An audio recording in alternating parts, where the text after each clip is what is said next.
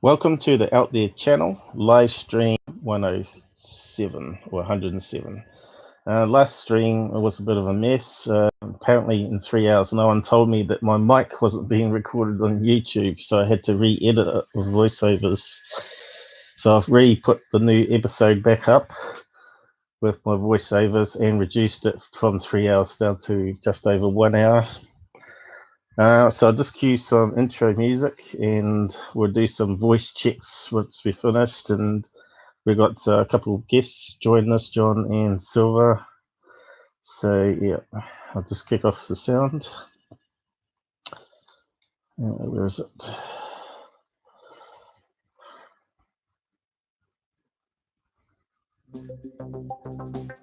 Hopefully we've got some music.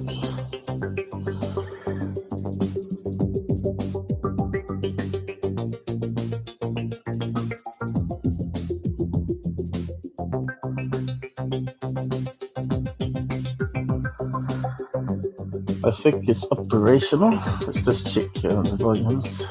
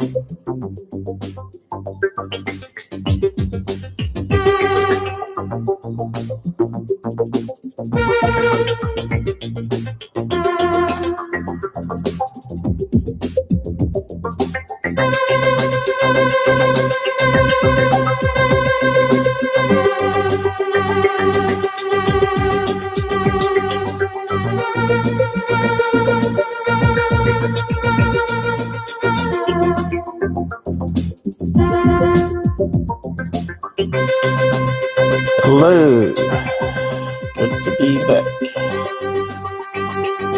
Also, the CPU is working pretty good.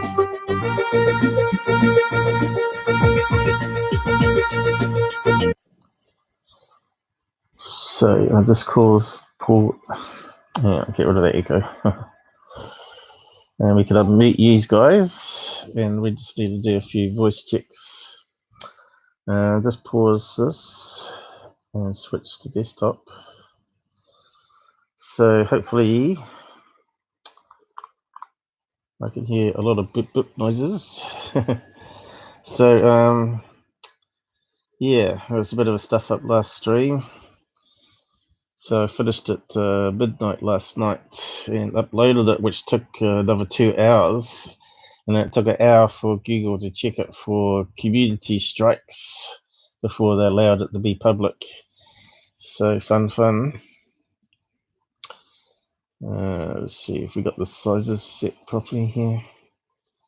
So we got 4 watching and 1 like. So yeah, you guys there? Have I unmuted you? Oh, cool. Yep. Hi, Atomic. Silver, you there? He's gone, has he? Yep, I'm sharing this on Twitter. All right. Okay, so I just need to see if my voice is coming through. And we knew we got your voices and the music. Normally it's the music that doesn't come through, and this time it was the mic, which is probably the worst thing to not have. So as you can see, this current list, I have to refresh it. It should have the black alien with his finger pointing at us. Okay, so I'm just going to click on that, see if I can hear myself. If I got it set up right. Myself. Looks like it's working. Testing 1, 2, 3. If I got it set up right. Myself. Looks like it's working. Testing 1, 2, 3. If I got it set up right. Yeah, we got it sorted this time. So this is what I'll do in future. Just a quick minute check there. So I got this episode I did talking about David Sharida, the man that's got his thumbs in every pie, according to John. He does. And he's quite a religious person. So this recap last stream, it was basically talking about these deathbed confessions, which I did find some information where he got it from, which is from Open Minds. And it says here that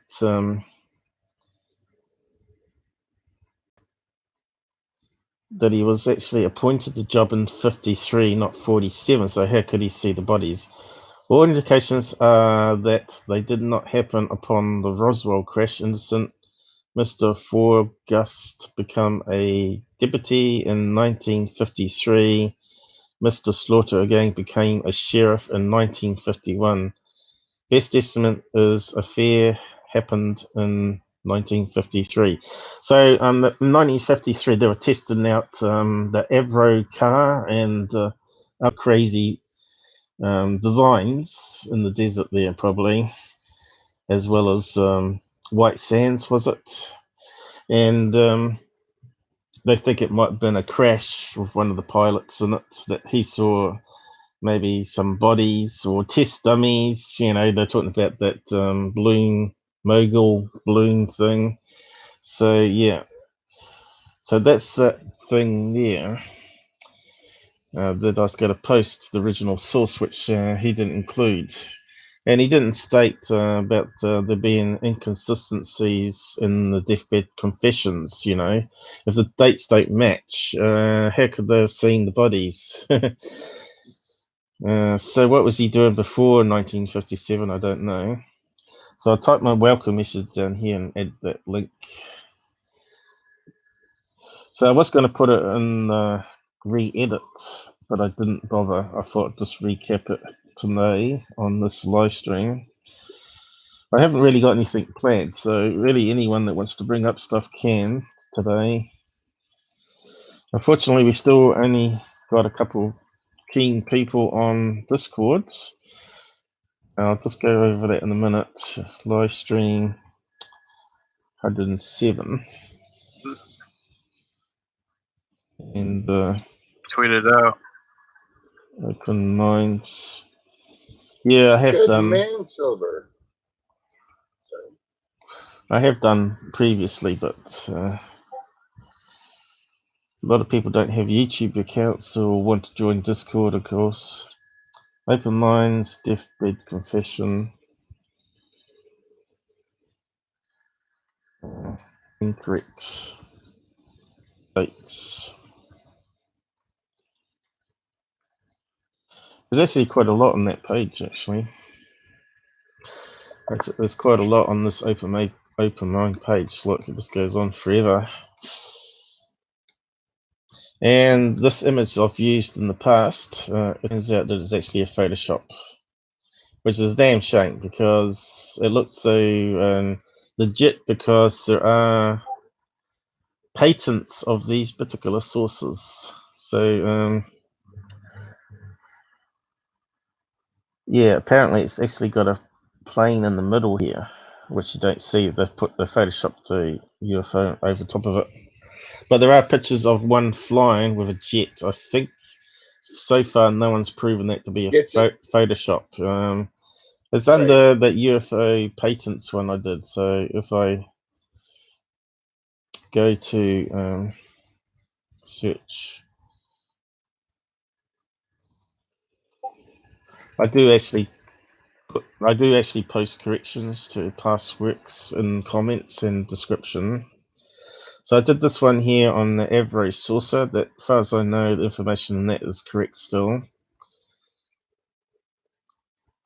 Although we're not sure if it done any test flights.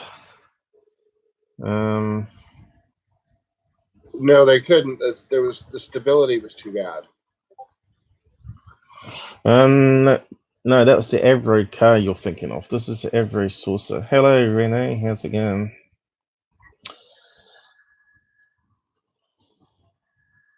Now there was, I'm not sure if I put the clip of that thing exploding in White Sands Desert, you know, the rocket test that went wrong. And a lot of people said it was the Avro saucer being tested, which it kind of looks like it from the side, I guess. But also there was a documentary done by a UK guy, a UK journo. What's his name? Nick.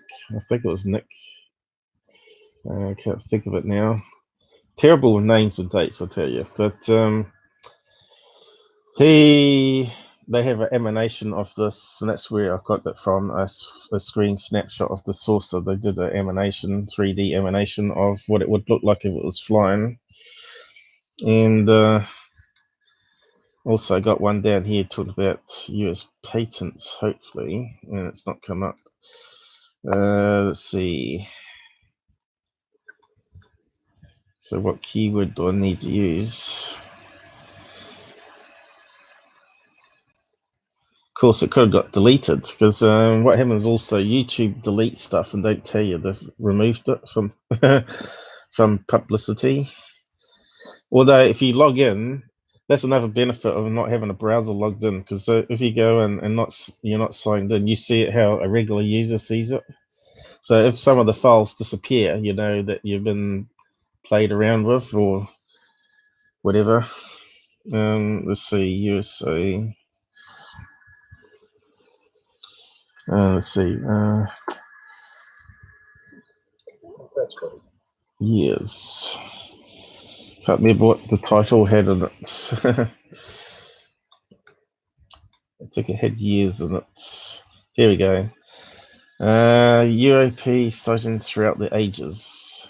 So that goes through about 90 patents. That's actually on the deep database system of all these UFO designs. And one of them is actually a very large, like 4-story high UFO, which has actually got seats around in a circle for passengers. This guy that put the patent in was hoping it was going to be a commercial, passenger jet type situation. And it looked like it had some abnormal rocket engine power at the base of this patent, because patents are not actually step-by-step how to build it. It's actually like a block diagram. It just says, here's a circle, and that's the reactor. It doesn't tell you what's actually in the reactor. The patent doesn't have to say what's in that reactor. It just has to say it's a reactor system that generates power for the jet engines or whatever. So I'll just post that one there. So this is a pretty old one, episode 12. So it's using my old microphone, and I did include some background music in between parts where I wasn't talking. So patents, 90 of them. And I do zoom ins and rotates, and you can read, there's a lot of information in that video I do. Oh, actually, it's not that one. Not this one. This one is actually old photographs of UFOs, but I'll leave that one there. Just realized that's the other one. UFO over ages. That one's good as well. That zooms in on photographs. Goes through like 1950s or 1800s. I'll just click on it just to quickly show you. That's one of my better ones, and I do put a little comment on some that I suspect are fakes or misidentified. I'll just mute that. So yeah, I'll go through all these ones here. I think it's a collection of about 300 photographs. Oh yeah, not that. That's the intro. So all these ones, Foo Fighters, and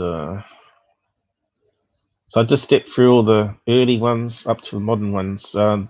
That's the famous Trent one, which we found out is actually a mirror now. Since I've done this episode, there's actually a truck mirror hanging on a fishing line on this power line up here. Although you won't be able to see it.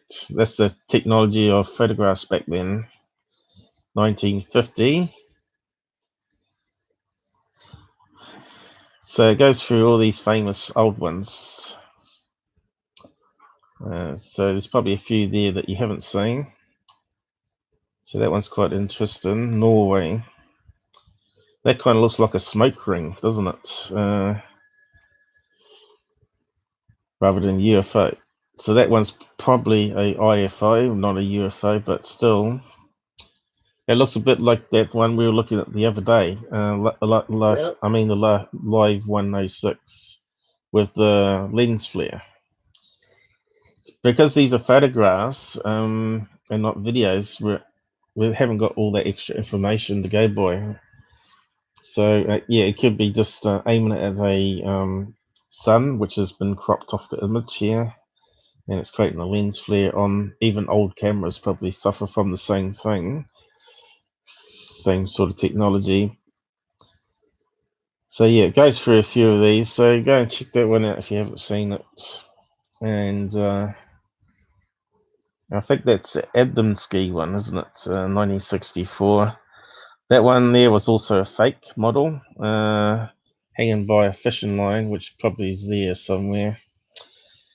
And what they did is they got hold of the original negatives, and that one's out of focus, obviously, it's a wee bit blurry.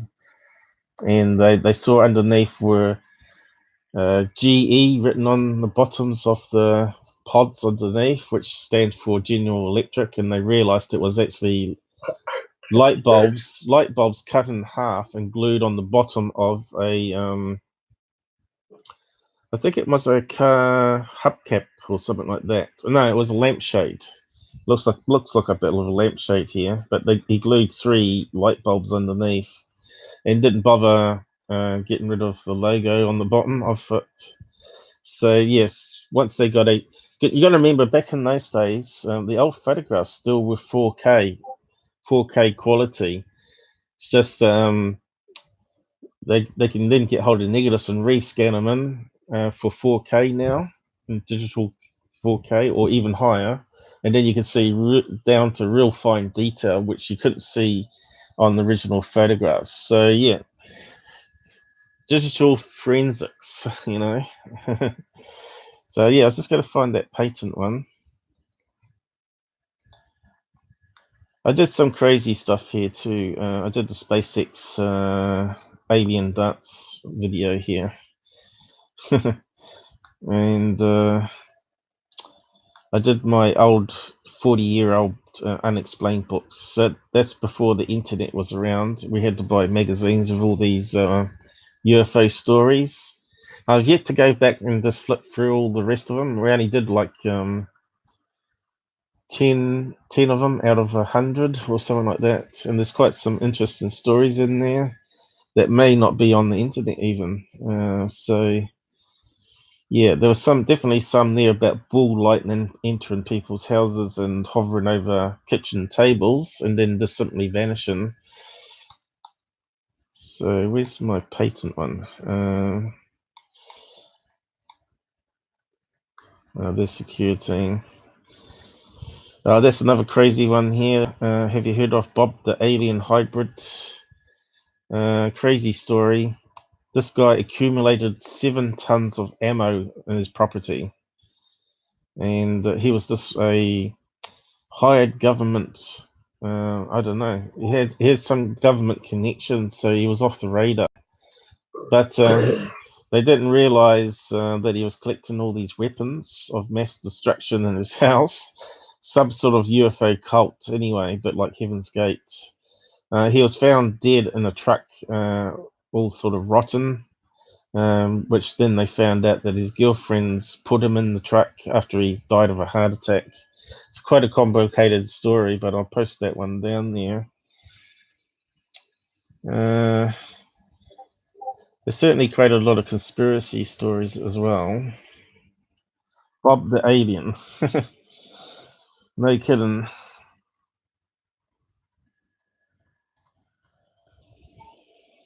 Yeah, you should see some of the pictures. They brought in 10 trucks, you know, and filled the back up with all ammo and guns and knives. So yeah, I think he was waiting for the end of the world. Where's these bloody Patents. Oh, here it is. Here is it? No. How come I can't find it?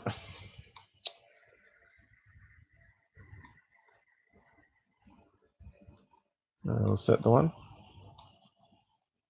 Oh, I got a lot of stuff here. Cases from New Zealand and Australia.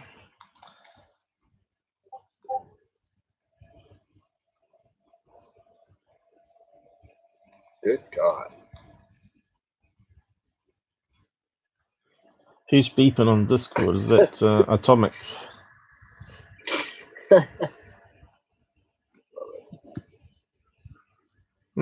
How come it didn't come up in my search? That's another strange one here. I've brought up in the past several times. The Brazil, was it? Where is it? This one here. Weird Brazil UFO cases. Again, one of them, well, probably a couple of them have been debunked. There's one here where they claim that a UFO mothership tried to pick up a battleship when it was being towed from Brazil to UK to be salvaged. And so that's the story they said to it. They said it come over, lifted up this battleship and sucked it inside this mothership and took off. And when someone did research into it, they found some old documents. I'm not too sure what year it was. Sometime after World War II, obviously, 1940s probably. And it turns out that the people towing it were towing it for a storm, a biggest storm ever, or something in Brazil back in those days.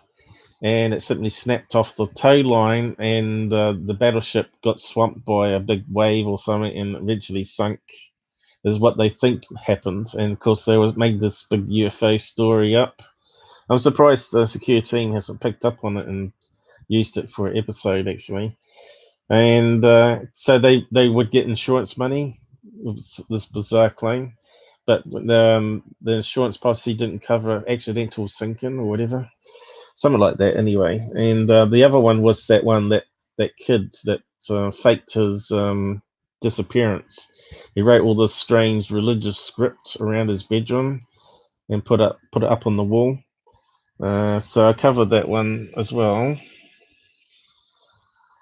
And as I said to it, I said, I think it's a hoax and we'll find out eventually. And well, of course, the Q team hasn't done an update to say that it was a complete hoax now, but apparently his sister said, yeah, it was all set up so he'd get publicity. So I might talk about that now so you know about it. But yeah, let's see, what was the guy's name? Let's see if we can find it. Brazil. I can't remember what the guy's name was. Teenager. This man disappears. Debunked. I think it might be written in Spanish or something. That's why we can't find it in searches. It disappears. Was a hoax. See if I can find it. Bruno Borgs. I think that might be it. Seems to ring a bell. Let's just have a look.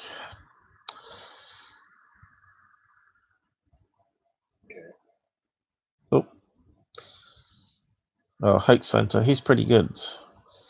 He does some good stuff.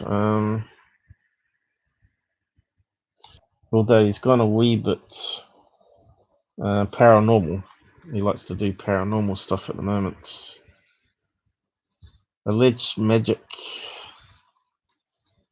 But I was looking for actually newspaper reports. Let's see. Leaves behind locked room. Does it say it's been updated? Bruno is the guy. I'm pretty sure is the one.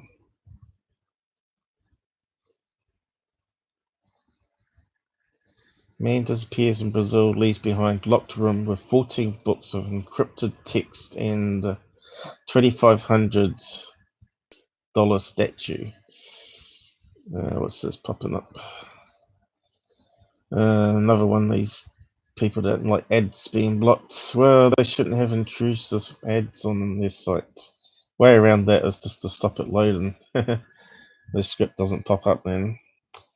So this guy here left all these manuscripts. Looks like we might have to find another site, huh? Sorry. And he left this crazy statue of, who was it now? There's a way to get around these pop-ups too. Let's see, I might have to do it. It's probably going to still pop up. Probably got it this time, have I? So, what's the statue say? And he had these crazy patents of him with aliens.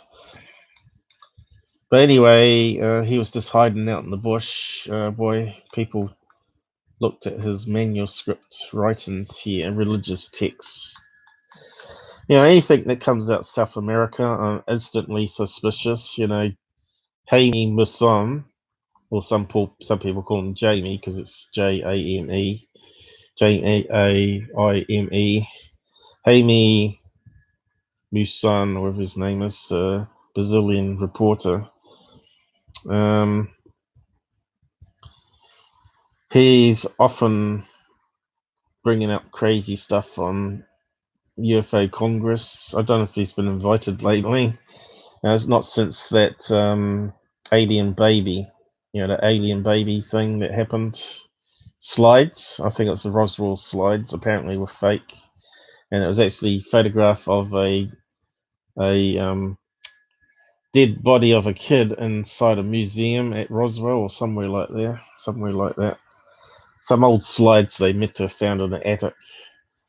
So, which one of these has got the debunk update information?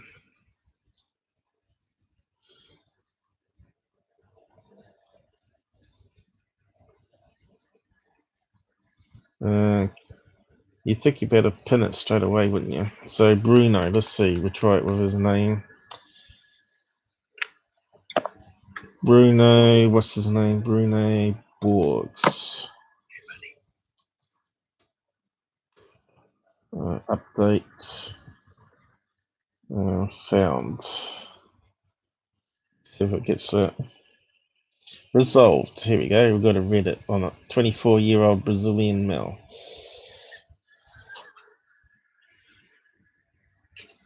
I wonder if it's been decoded from Spanish to English. We'll find out.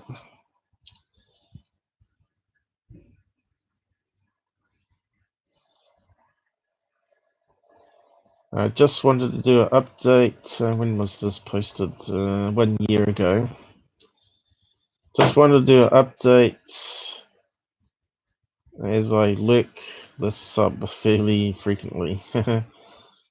So, essentially, this young man disappeared from his home, leaving behind bizarre scene in his room. He has since come home. I don't think this case was covered much in English media, which is basically what I said, of the news of weird sections. Articles are not in English, but Google Translate or Chrome does quite well. 8 days after returning home, student Bruno, 25, says that in the nearly 5 months he has been missing, he has sought to find himself on a mystical journey of soul, religion. In an interview with G1, whose questions were answered by email, he reaffirmed that isolating himself was part of the project to find the truth of life. Yeah, and to try and make money from it, of course. And I wonder how much they paid him for the interview. And awakening a sick society. How about fake news, mate? You're part of the fake news. I had notion that the Philosopher's Stone was written was within the dark land, so I went after entering this dark land to find it. Now, I think he's been watching too much Harry Potter. Police appeared to be one of the opinion that this was all a publicity stunt to garner attention for his writings. Yep. So what else did people say down here? The explanations sound like the ramblings of a man who invents a religion that greatly profits him. Yes, Scientology, you mean? I think it's not. I think I'm not buying his book. This book. I live in Brazil. This case got huge coverage by the media. I bet it was that Jaime Massam guy too. At first, it did seem mysterious, but after a while, I think it became obvious it was a marketing strategy to sell his books. So I'll just post that link there. I won't go through it all. So there you go. Maybe I'm the first one, well, apart from Hoax Hunter, to do an update on that. Bruno disappearance. Has security team ever done an update to one of his UFO cases at all? Because I don't think I've ever seen one. I don't think he's ever updated this one. I don't think you can keep them all straight. He forgets what he's done. Don't. Bruno disappearance. Well, when you keep on with a lie, you don't know how many lies you've told and what the truth is anymore. And yeah, eventually you get caught up, don't you? But I'm still trying to find the episode of mine with the patents. Sorry, I muted my laptop again, but he was following a story of a guy that's mysteriously teleported from a snowy mountain. I think it was in Colorado to California, but he only did a 2-part thing. So right, that's the most I've seen him do. But did he say that that the guy probably ski poled straight into a pine tree on the side of the mountain, woke up with memory loss, stumbled into the car park, and the truck driver said, "Are you all right?" He said, "I don't think so," and took him to the hospital, or tried to, and then he recovered. Maybe he got abducted by that truck driver that was dressed up as an alien and rogered people in the back of his trailer. There was something strange about that case. It sounded like just sounded like he may have been sexually assaulted, but I'm not too sure on that. Yeah, I mean, didn't he get transported across the country? I thought he was in Colorado, then he ended up in California. But if he stumbled in the car park and someone dropped him off on the main road and he hitchhiked from there, not wondering where he is, but it's possible that he got date drugged also. Someone might have seen him on the slopes and banged into him and stabbed him with some drugs, then just dragged him off to his truck or whatever and took him away to have fun with, and then just simply dump him off again. But maybe you can find out on that. Maybe there's been an update since. Do you know what the guy's name was, so we can do a search? Maybe you guys can find if there's an update, whether it was solved or not. Yeah, we could try and search for. I can't. I'm just trying to name. find this episode of mine first. Well, you're the one that brought it up. I did not. Silver did. Dakota. Is that your first name, or is that just a made-up name? It's Dakota. That's my first name. That is your first name. It's not a made-up alias. As well. Right. Let's just try patents again. Did I spell it wrong? Oh, here we go. Here we go. I must have spelled it wrong last time. Americans' Real Declassified UFO Patents, the Out There channel. So this one has 19 patents. Let's see, copy address. UFO Real Patents. I'm astonished every time I see the amount of content that you have and you remember where it is, what you talked about. It's only 330 episodes. Yeah, what, 4 to 6 hours each? That's a lot. No, this one's only 22 minutes. But if I open it up, you probably recall me mention it a few times. But in that, the reason I brought it up was because of that article with the fake Photoshop. I actually include it into this episode here. But I go through all the patents and I play it like this. It's a PDF, and I screen capture it, and in the editor I rotate it around and zoom in some of them. See, that one looks like the Star Trek Enterprise here. See that one? 2 jet engines either side. There's another image of it. So all these are actually real patents. You can go on Google Patents and actually look them up. So as you can see, they're like little block diagrams. There's one there, it looks like a triangle.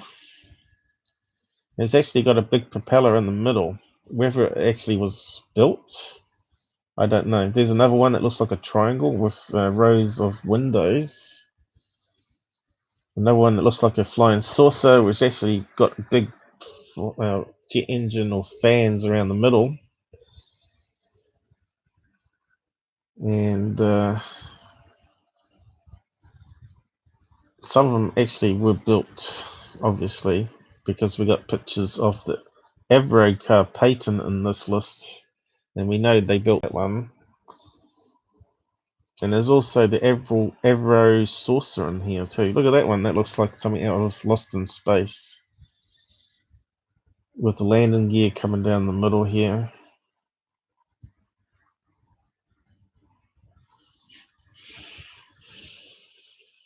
Green Scratch, Danny Philippides, the Forgetful Of course, Cross-Country Skier. Of course, what's going on?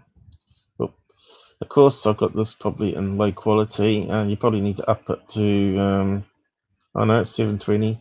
Sometimes it's 480 or something like that. Make sure it's 720 or higher, and then you can actually read what's on the pages. But yeah, I did include some of the photographs of ones that were built. But you're just amazing. See, look at that one. Flying wing, pretty much.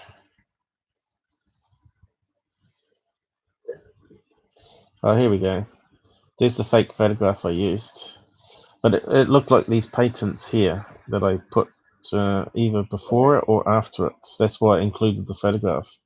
Here's the patents that look very much like these ones that were built. There's the cockpit in the middle. And if you look at the photograph of the... looks like someone's got hold of the patent and actually modeled it in AutoCAD or something like that and used it in the Photoshop. And there's another one behind here. A slightly bigger one. Now, if they had anti-gravity technology, then I can't see why that wouldn't work. But yeah, it looks too heavy to get it up off the ground if it was actually built myself, even though it's sort of got aerodynamic shape to it. Like it's got the aerofoil, it's got a rounded bit on the top and it's got the flat bottom, so that sort of gives it the aerofoil. But I can't see how stable that would be when you think about it, unless it's got rocket engines all around it, which some of these patents have. They got multiple engines on it to keep it stable. This is so many of them in here.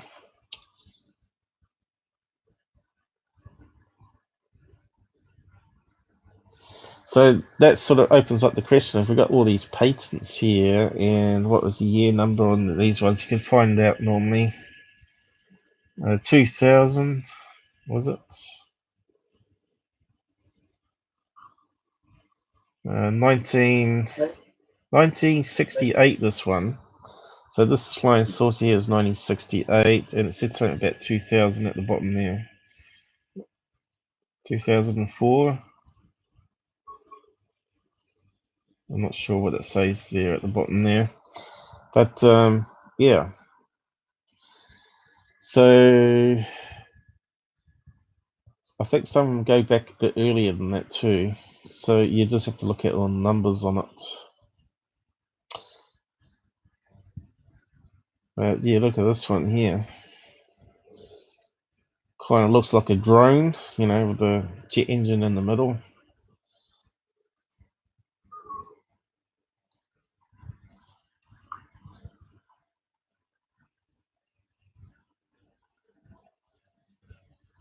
So it kind of makes you wonder if some of the stuff people are seeing were either reversed engineered or German Nazi technology that they sort of try to develop further. You just don't know, you know, from paperclip.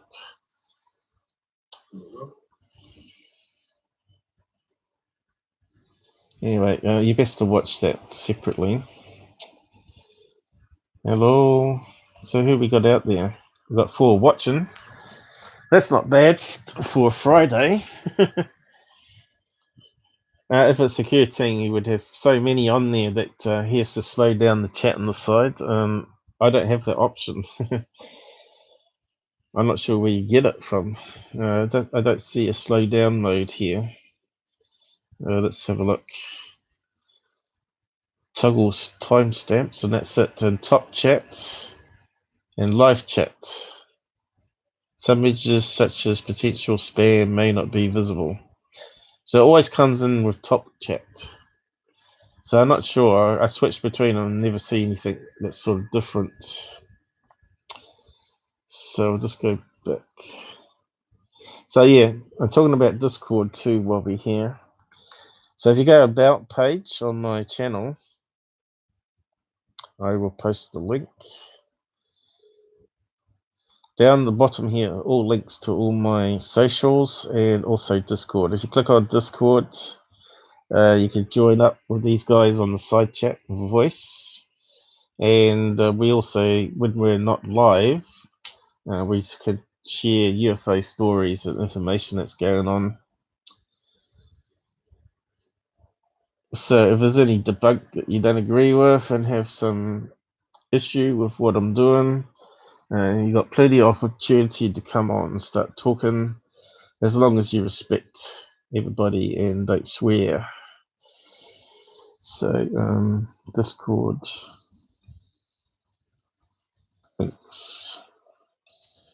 Now Discord is like other voice chat software, but it's better. And obviously it's not being spied on like Skype. And as far as I know, there hasn't been any strange dropouts so far. You guys are still there, as far as I know, although I can't hear you like last time. Unless I've muted you. We're being quiet. Are you being quiet today? You're not going to flush a toilet or anything? Well, you did hear me beating my mother in the background with a broom, didn't you? You don't need to say that. That might get us a community strike there, John. People don't have sense of humor anymore. You know that. John was only joking, guys. He doesn't beat up anyone, and he's kind to his putty cats, even though they sneeze over him. Right. John is the nicest man I've ever met. So we're just going through this confessions document here, which I did post, didn't I? And you can see Open Minds has done a big write-up here.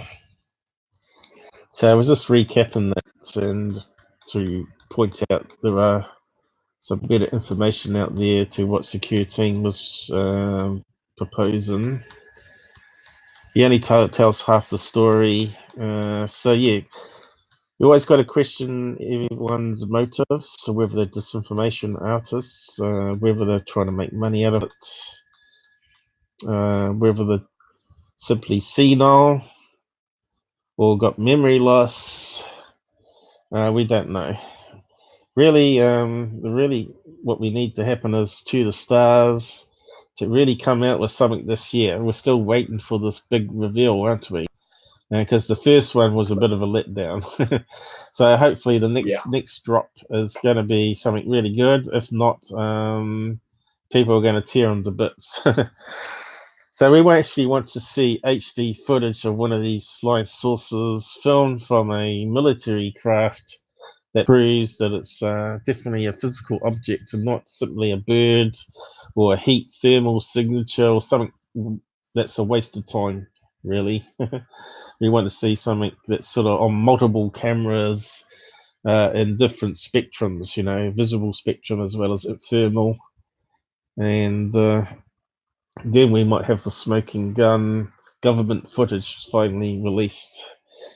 What's your guys' think? Do you think that's ever going to happen? Opinion? Do you think they ever? I don't trust Tom DeLonge. You don't trust him?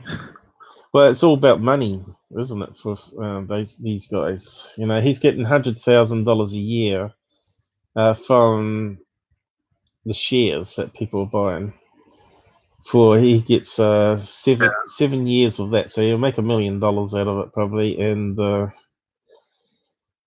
what does he do? You know, he's just like a publicity man, really. He's not really scientific. He's put up a lot of stuff that's obviously fakes and CGI on Joe Rogan, and even Joe Rogan was trying not to laugh at the guy, and he was even pointing. Yeah, Joe Rogan was pointing out that that's a CGI of a TR-3B, which it was, but Tom DeLonge believed it to be legit. So yeah, I don't know why Tom doesn't have a group of experts around him, because he's put together this community of experts, right? They should tell him that these are CGI or explainable, and these are the actual real images that are unknown that you can talk about publicly and not become a fool. But yeah, I don't know. Do you think disclosure will ever happen? My feeling is that the reason they won't release the information about aliens as well as UFOs visiting Earth is that it will cause an outbreak. I'd like to think I want to hope someone's going to come clean on this thing. But I think it will cause an outbreak of fear, because what they're going to say is, yes, they come in here, we've got no control of the airspace, and they do abduct people. We don't know when it happens. We're not able to stop it. And of course, that's going to cause fear all around the world, fear and panic. And also all the religion societies will be banging their heads on the wall saying, no, we're the only people alive. Oh, big. What the hell? No sound, no music, please. No music. Hang on, I'm going to have to mute you. Copyright. I'm not joking, guys. I will get a copyright claim for just any music like that. Yep, sorry. And you don't want to get a copyright claim on your live stream, so you just can't get rid of it. Yeah, you just got to be careful. Where did the music come from? Was it on a web page or something? It came from my cell phone. That's my ringtone. It's a Filipino singer you probably never even heard of. But I'll still get a copyright claim on it. Hopefully it didn't detect too well. Yeah, so what I'm saying is, you know, a lot of the people are going to die off in the military, and maybe young people will come in and say, well, the world needs to know about this. It's about time. Hopefully that will happen, but it may cause mass panic like they claim, especially if they're not able to protect Earth from these EBVs as they call it. Who's rattling? John, you rattling? John again.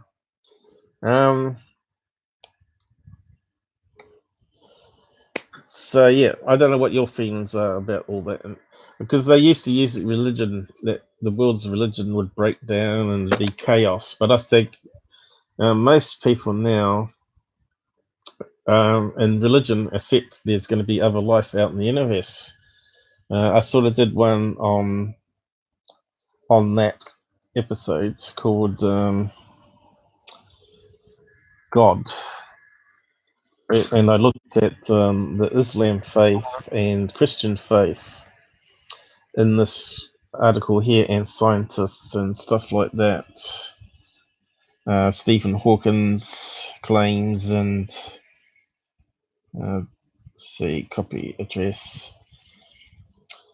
So basically, from what I can see now, the Catholic Church accepts there's going to be alien life out there, especially now they accept that there's like trillions and trillions of stars and planets out there. It's a bit arrogant to think that we're the only creatures alive in the whole universe. And because of the great distances between, makes it very hard for planet to planet communication to happen. Of course, you know, it takes many years for even a radio signal to travel. I think it takes 8 minutes for a radio signal from the sun. So yeah, great distances. We're talking about light years. So this one here about what is God. So yeah,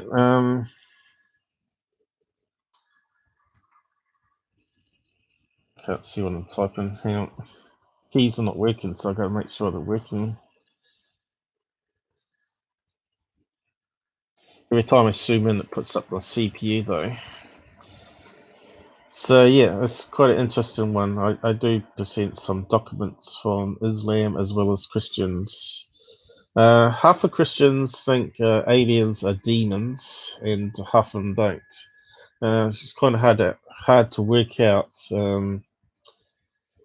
what Christians really think about UFOs, but I think that's slowly changing, you know, as the years are going on. With sci-fi movies and media and now internet, better communications happening. But personally, I don't subscribe to religion myself. I like to be a freelance and make up my own mind, not be told what to do. Islam is more like a complete system, how you should live your life, how you should treat your family, how people should be punished, you know, all that sort of stuff, rather than just a religion like Christians are the same. Our whole societies are really built on religious stuff. You know, the Catholic Church had a big influence invading other countries. You see what it did to UK. They even burnt down a lot of churches there, you know, the Catholic churches. So yeah, forever, wherever there's religion, there's wars and there's unrest. You think people now with internet would be getting on a lot better, but maybe they are. Maybe it's just a slow thing that's progressing. Rene's got a lot to say down here, so let's just catch up with the side chats. So if you guys see anyone on the side chats, I need a few moderators probably to be added to side chats soon. But it's hard to know who to trust nowadays. There's a lot of troll counts and duplicate counts.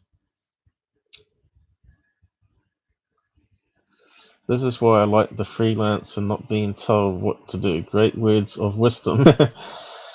Fred Panopio Singer from the Philippines. So this person knows because he's from the Philippines, where he's got family there. He says he's got top secret information. Who has? Speaking of the devil, I just saw Tom DeLonge on a new video. I thought he disappeared off the face of the earth. And occasionally I hear about him on UFO Facebook groups. He says he's got top secret information, UFOs declassified, but he's been saying that for God knows how many years now. Edward Snowden, Tom DeLonge, and Elon Musk. How about what's the other guy? Bigelow. I think Bigelow is a bigger player than Elon. After all, they're using his warehouse to store these metal materials or metals from alleged crashed craft, which they don't know if they're alien or not, or bits that's dropped off secret stealth planes or stuff like that, you know. UFOs today, can you show the UFO pics from the book? I'm not too sure what you mean there.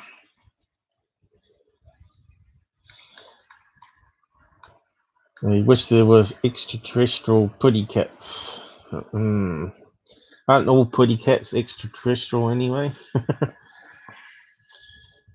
Yeah, they sort of walk around a house demanding food, demanding to be warm, and they'll keep brushing up against you, meowing, annoying the hell out of you until you feed them. That's all I remember of cats that we've had. We used to have cats and dogs together. That was all a funny combination. The cat would beat up the puppy when he was a puppy, a German Shepherd. And eventually they become good friends. So whenever the cat got in a fight, the dog would be diving out there to back him up with the other cat and scare off the other cat. And then when they were bored, the cat would slap him in the face with the claws and run off and have the dog chase him. So yeah, the cat used to control the dog. Funny situation, really, but cats always like to be the boss, I think.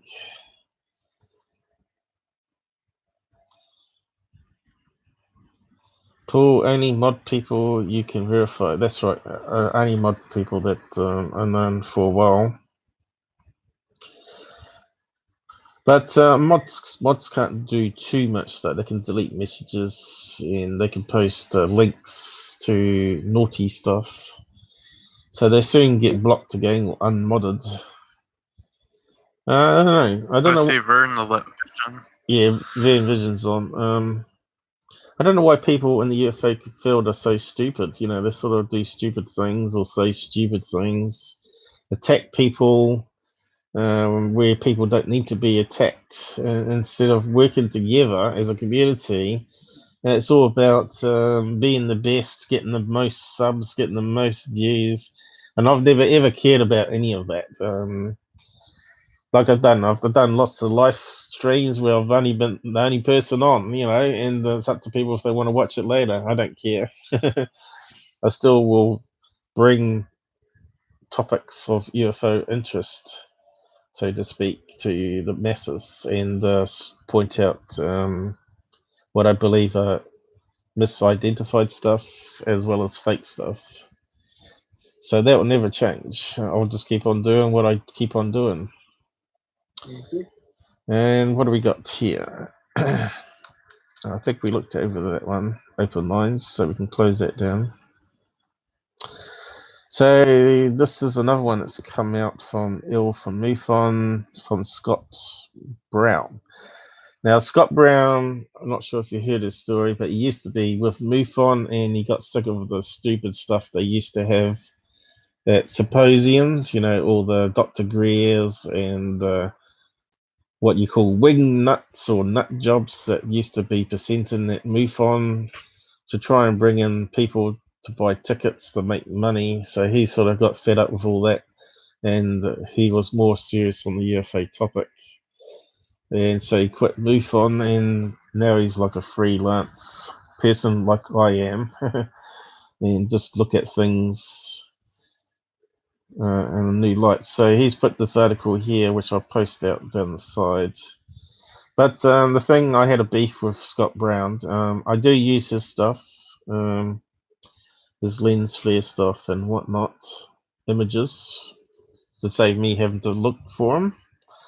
But he puts up these little like posters that's got various examples of lens flare or birds caught on camera and bugs for like a comparison, which is a good idea because I said last stream that's what I need. You know, I need examples of what plane lights look like from underneath, and you need to keep a little like a library for pattern matching or comparisons, and Scott Browne does all that. He did that for MUFON. So this is his website. He's got a lot of articles up, but he also tries to capture UFOs himself. And this is where one of my beef is with this article here, which he claims that he's catching on a fast shutter speed camera. To me, they just look like minor balloons, or just, insignificant stuff that could be birds or bugs still. But yeah, that kind of looks like it could be like that one we saw the other week of the pill-shaped minor balloon that was on an actual fishing line. It looks very similar, and we've got one down here further as well, which again to me looks like it could easily be a mailer balloon of some sort of letter on the side. But you can see his camera is obviously a high megapixel camera. Sorry, my sinuses are playing up, so I might sound a bit robotic. So yeah, he's scaled it up here. See, I'm never really happy with photos. I want to see the group of photos before and after and turn it into a video in HD, or better than HD. And this is probably like a 4K image, 3000 by 4000 pixels. So what do you think? Do you think that actually looks like a UFO to you guys? I suppose technically it's a UFO was unknown, but do you think it might be an alien craft? I couldn't tell you what it is. I don't have enough information. Be a cloud. No, it won't be a cloud, because you read his description how he captures it. Did I post the link? I don't think I posted it. Scott Browne. Go and check out his stuff anyway. But they all got upset to me because I said I think the minor balloons, and also I said I didn't like how he treated who took my MOJO by putting them on a blacklist, because when I did my investigation on that video, I posted about, and he replied to it, and I found that he was the one that put him in a blacklist that MUFON use. And I asked him, done, that was devious, and they tried to cover it up. Security team is exactly the same. Oh, who's joining us? Well, he dropped off there. Are you guys there? I haven't actually got Discord up on the screen here. Oh, he did. Who's Okay. Who's gone? I think it's only you, Silver, on. Where's John? I'm still here. Where's? If you can hear me. I can hear you, but I can't hear John. John's not. John dropped off. He's not in the chat. Why did he drop off? He just did. They didn't say. Online. He didn't say anything. I think he got disconnected. I don't know what happened. Okay. Sometimes his mum wakes up and he simply disappears. So I posted that one there, didn't I? To the Scott Browne. Yep. He is trying to say that these flickers of light on an object, like he has seen it on the surface, there is no way to tell from a ground-based telescope. Yeah, what I said, and I said we got to do better as a UFO community collecting evidence. Instead of just using one camera, why hasn't he got two next door to each other doing the same snapping? And then you got a stereo view of the object. Then you can work out the size and distance away. Hang on, I'm being interrupted. What? Do you want a ham sandwich? Oh yeah, okay, thanks. Asking if I want a sandwich. I haven't had anything to eat yet, so I said yes. Yeah, so El from MUFON didn't like me attacking him on his Facebook. But I didn't really attack. I just said, to me that looks Like, so there are some pictures that you can trust, apparently. well, Like if you trust this guy's a MUFON, ex-MUFON guy, I suppose he's very trustable, but doesn't mean he's always right, you know. So this one here with the light object, you know, first shot, 15-second exposure. So there's a 15-second exposure. We've got a stripe, a long stripy bit. Blowing up and enhanced. Yeah, it's fun.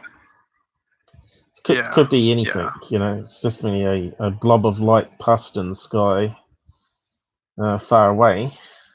2-second delay, object is stationary. Helicopter? I don't know. 15 seconds and we got the tail happening, and there's the object at the front.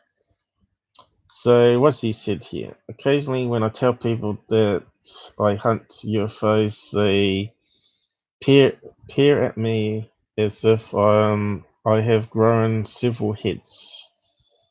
The font needs to be a bit darker for my eyes. I need some strong medication. Unfortunately, have had to enjoy this for many years.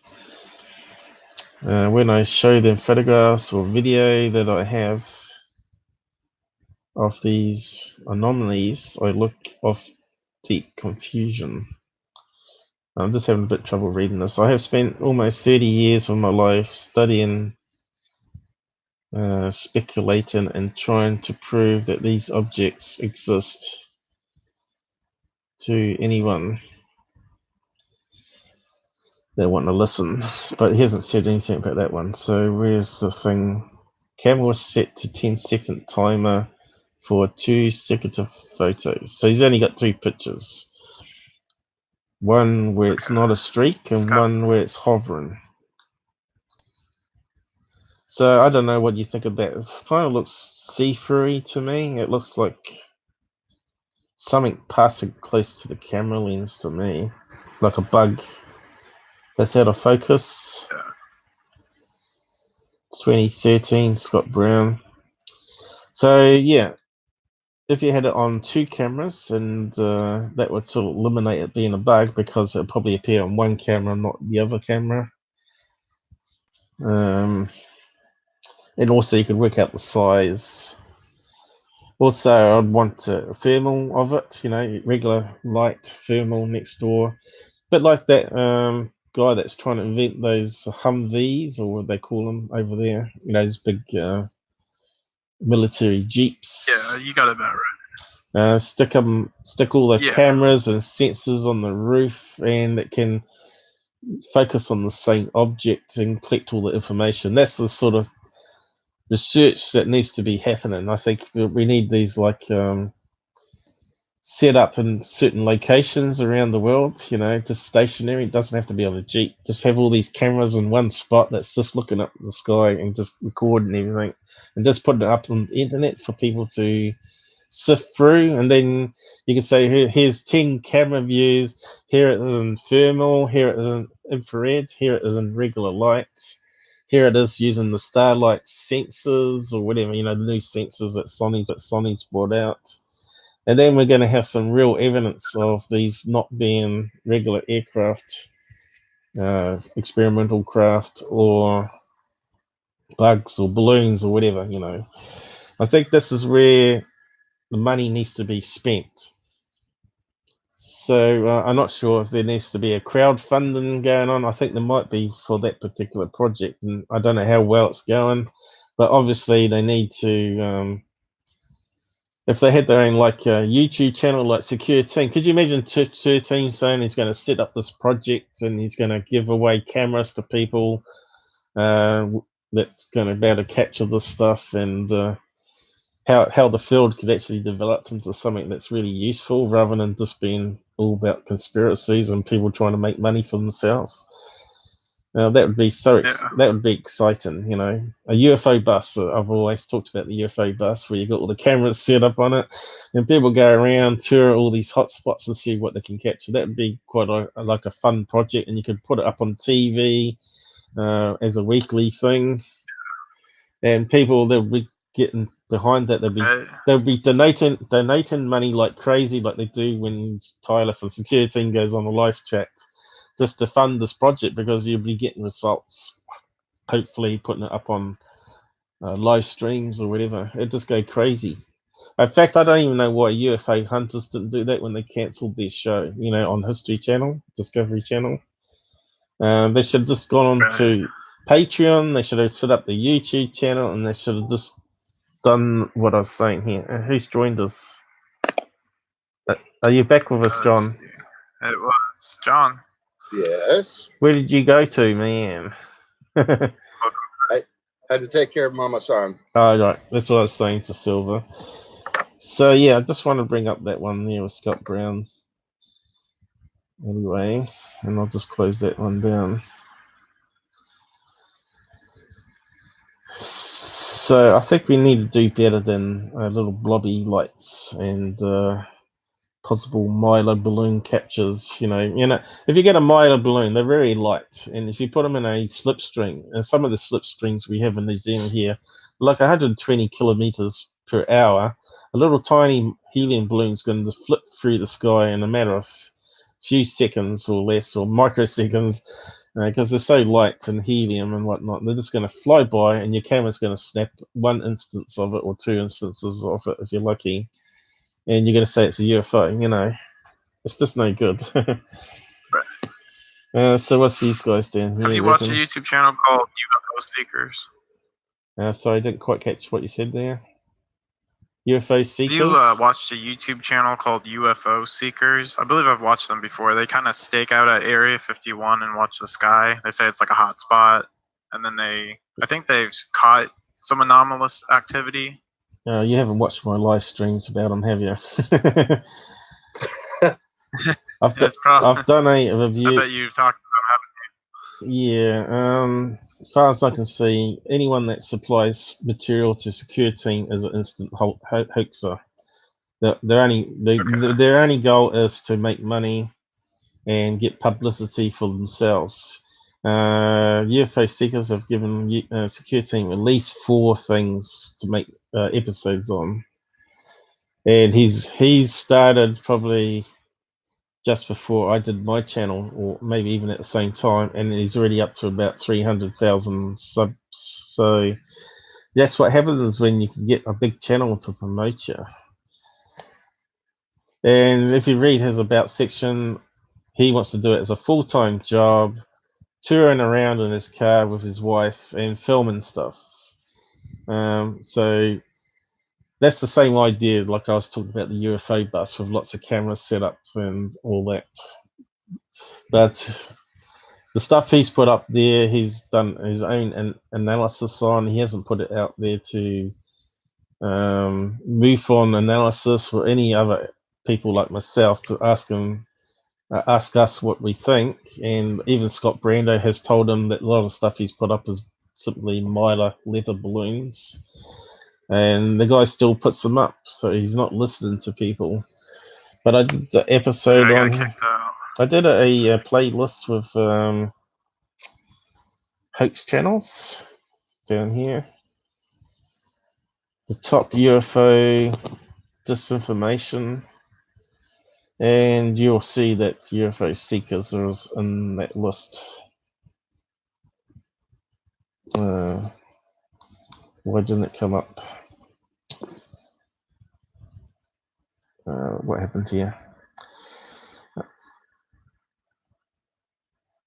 Play all. Alright. Not sure what happened there. But yeah, I got it on maximize screen here.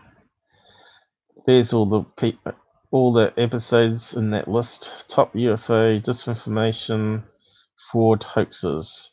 So security team's there, 3 episodes on him.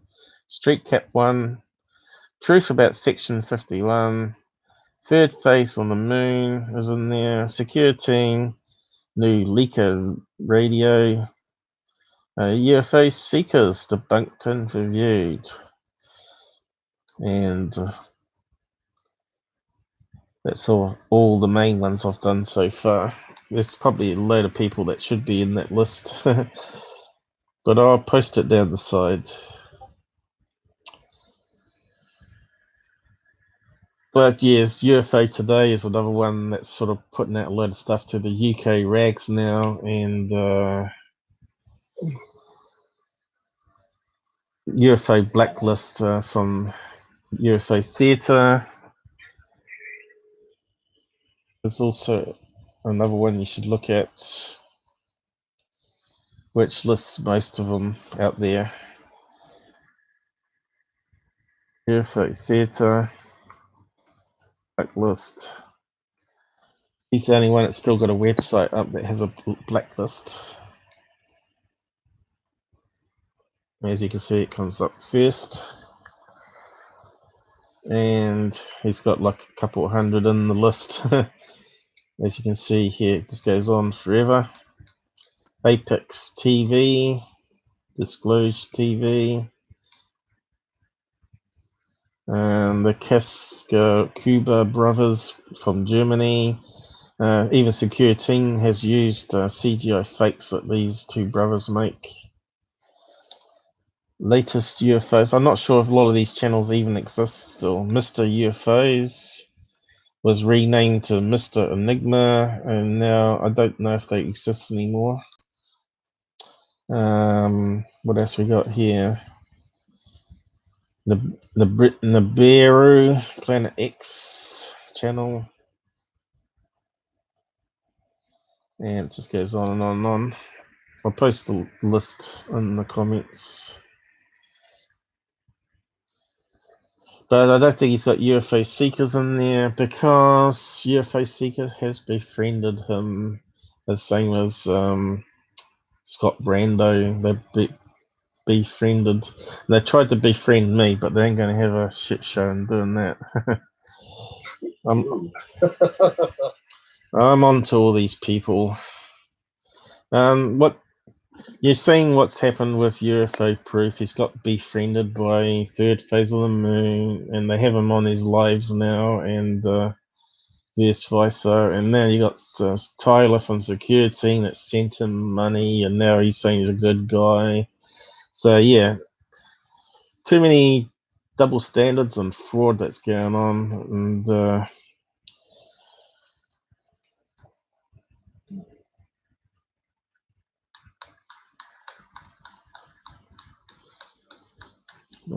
yeah, I'm not sure we need to cover that much more, but just have a look at it yourself. But this is a proper, what I call a proper blacklist anyway. Scott Browne just has a list of names, but doesn't have any explanations why they're in the blacklist. And I think it needs to have an explanation why you put people in a blacklist. But yeah, collection of standard paranormal news tripe, including Mars, pareidolia, eclipse, questionable cryptozoology, photos, Bigfoot, witches, mermaids. So he looked at why he's put them in a blacklist. At least he's saying they've got that information up on their channel, which makes them into the hoaxer category, rather than saying he suspects them as a hoaxer, so he's put them in a blacklist. At least he's verified that they've been contacted, told that they're putting up debunked clips and they should change the titles, and then they totally ignore it and carry on doing what they're carrying to do, so they end up in a blacklist saying that they were told that these are definitely verified as non-alien craft, and they keep on doing it. Example there would be Vern's favorite person, UFO Man. And of course, when you out these people, they attack, of course, and they try and dox you and call your names and whatnot, and try to set people against you. So you got to be wary of that in the UFO field. It's just as crazy as US politics, where you got mainstream media making up fake stories, or they're not verifying the facts and putting it out as stuff. and getting caught out, and so no one takes them seriously anymore. In the past, TV reporters used to always verify the facts. They used to go and do their own investigations, own interviews. Now they just copy and paste, even on mainstream media. It's just absolute shambles of a mess. And it's all anti-Trump stuff and stuff said about Trump, which isn't even true, remotely true. There was one case where they were saying that Trump refused to shake a hand of a disabled kid.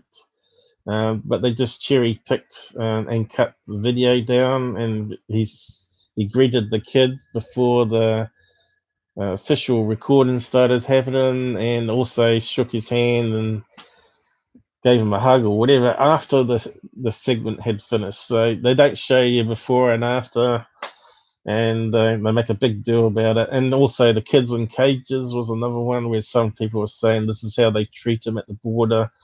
And it turned out the kids in cages were from protesters. They stuck their own kids in the cage, and all this sort of carry on where it's been a lot of fake news. And they wonder why people don't take them seriously anymore. You know, if that was actually happening at the border, then we'd have some concern. But if it turns out to be that it was a staged photograph, that sort of puts a whole shebang on it. It's the same in the UFO field going on, you know, people putting up stuff as alien bodies when it's actually from the X-Files movie set, you know. And who did that? Oh, right, yeah, Secure Team. So, yeah, I might just go through and do some MUFON cases now, unless you guys want to bring up any other topics. I think that's pretty much all I was going to recap on or rant on or discuss. Rant. I'm not sure if I said that right. With my sinus, I'm just going to have a drink. So we began an hour and a half, and just catch up on the side comments. Area 51, how's it going? You're not on the voice chat today. Do you want to bring up anything on voice chat? You got opportunity to do so today. You were doing something with the sun images, converting it to a video. Do you want us to show it on the stream today? Renee, what are you saying here? Yellow UFO streak, yep. Yeah, paranormal, are you still there, Vern? If you want to plug Jack's show or your episode, do so in the side comments and I'll allow it. Jack's is doing a 6 p.m. If you want to come on voice, Vern, just jump into the voice only part on our Discord and give it a plug if you want. I don't know if he's still out there. It looks like he's got to shovel some snow, he says here, so he's probably out there shoveling the snow. What's happened here, Renee? Did I click on that one? What are you talking about? Chicken. Is that the one that got sort of blocked? Google didn't like you mentioning chicken, beef, and pork. Crazy system.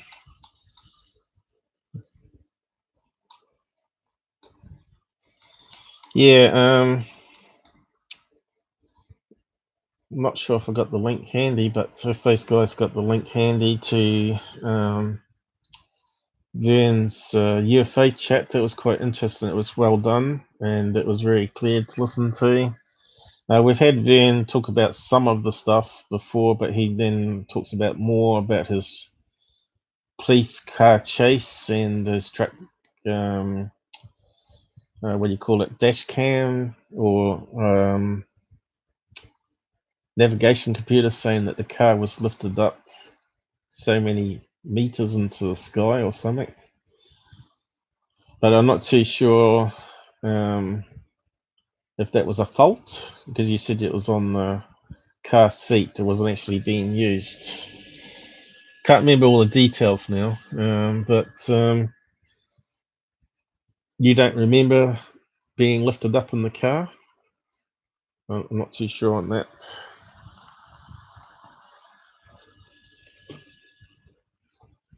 So who's out there on Discord? Who we got out there? I'm still here. Yep. I'm just going to drag it across. I'm just going to eat something. You might hear me chewing.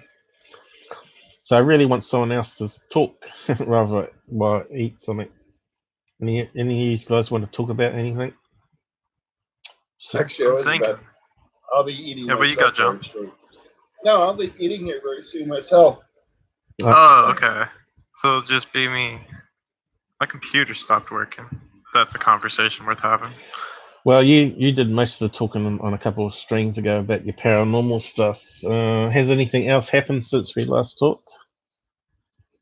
No, nothing out of the ordinary so far.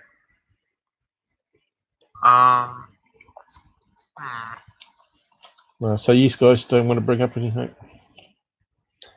Not offhand. I don't think I saw A51 there. Is he not in the chat?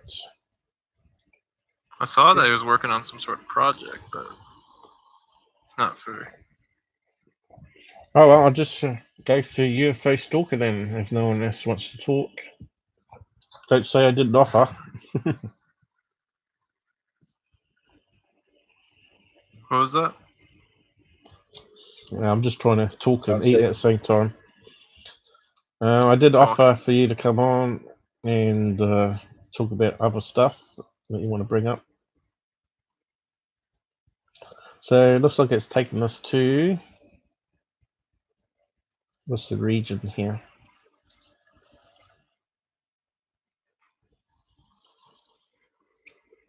South America? Yep. Oh, South America. What a blank. So we've got a black triangle here. No photograph. Bubba. We've got a picture to here. Suddenly appeared. So let's have a look at that one.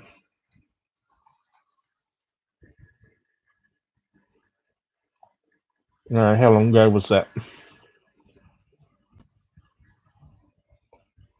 What is the date today? So it's almost a month ago. 21st. Yeah. So what do we got? Oh, we're seeing this one on Secure Team, haven't we? We have to beam a light. Oh, so it was on the MUFON database. Wasn't there a bird or something that appears with the photograph? Can't see a UFO. I think there's a bug here. Yeah, we looked at that one already, unfortunately. I don't want to waste time on stuff we looked at. The image was cropped. I think I worked out anyway. That's actually the sun that's up here, and what we're getting is a sunbeam on the artifact on the camera. And I think there's a bug. There's another photograph that's not on the database here that shows a bird or a bug that's flying into the beam. So we'll just keep looking for something new. This one here, what's this one? Old case, 2006.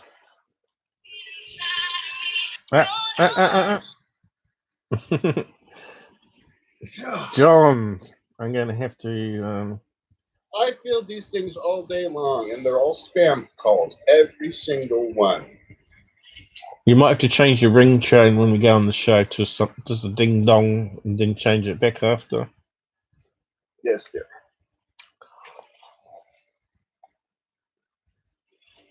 Anyway, what's this one?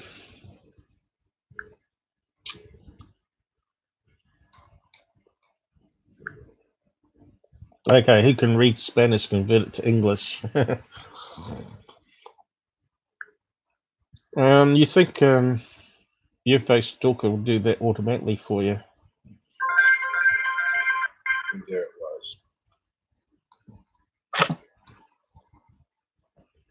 was. So Okay, yeah. Portuguese. So how can we convert that into English? Google It's Portuguese, Translate. I know that. Portuguese, not Spanish. What's the difference? It looks like, oh no, you're correct. Yes, it is Spanish, yes. I wasn't wearing my glasses. Okay, the object moved too fast from south to north at the height of the town of Brno. How'd you say that city name? Buenos Aires. I'll get it to read it out while I'm eating. The object moved too fast from south to north at the height of the town of Browne, province of Buenos Aires. Buenos Aires. Irenius. I don't know.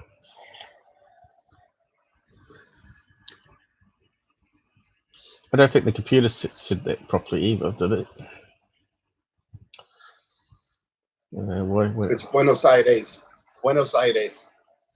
Yeah, I don't think the computer said it right too. Hey, I'll just try to get it to say it again. Why won't it let me do it? Stupid thing. I'll just get it read out again. The object moved too fast from south to north at the height of the town of Browne, province of Buenos Aires. Buenos Aires, it said. So, how do we get back?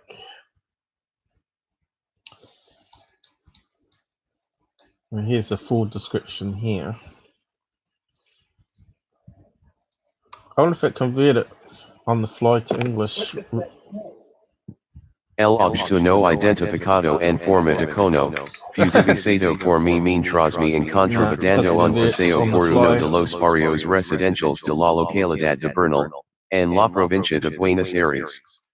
Algo llamó mi atención muy arriba sobre el horizonte hacia el suroeste porque apareció y desapareció varias veces de forma lumínica y lo único que tenía para tomarla una instantánea era mi celular Nokia 3220 con una cámara de 2 mpx. Por lo que, apunta hacia el objetivo y así se pudo obtener la imagen que luz a continuación. So it didn't convert it to English on the fly for us, unfortunately. So what are we looking at here? Not sure what John's doing, but he's crashing around.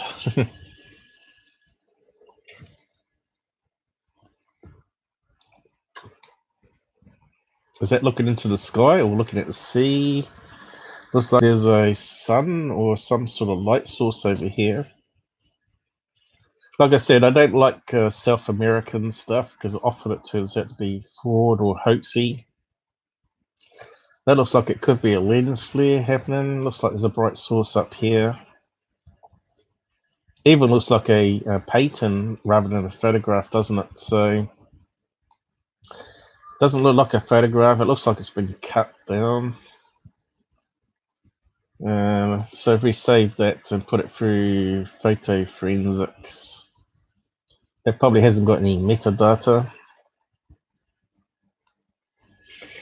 I'm just eating.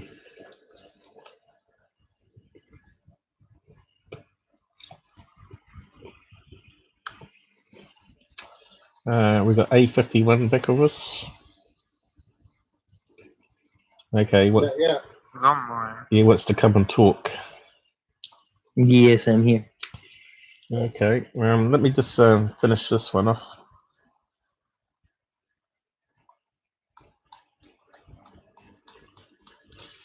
So what are we looking at?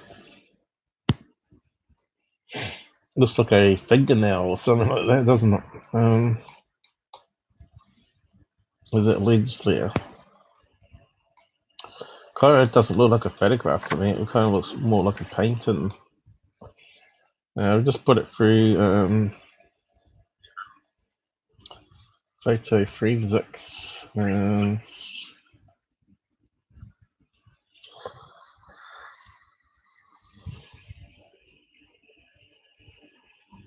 Send it to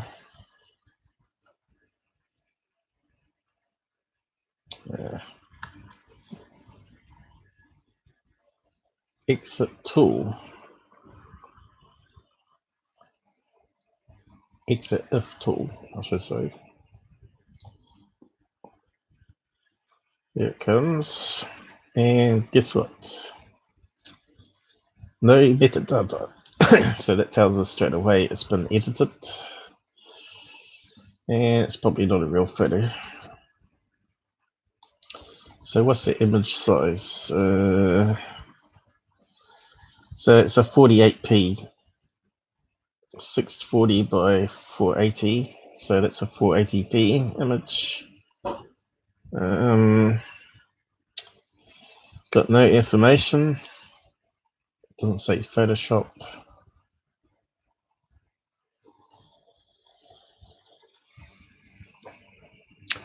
So obviously it's a fake, or it's a drawing or rendering.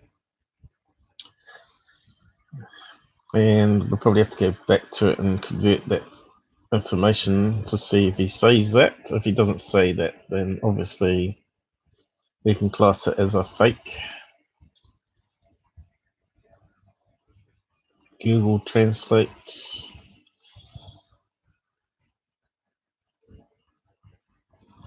And what's it say here?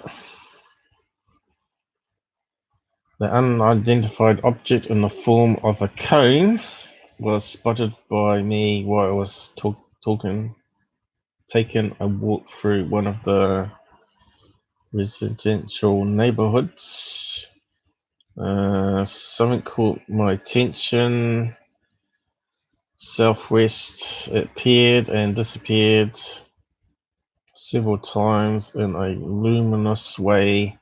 The only thing I had to take a snapshot was a Nokia 3220 cell phone with a 2 megapixel camera. So why is there no metadata on that phone?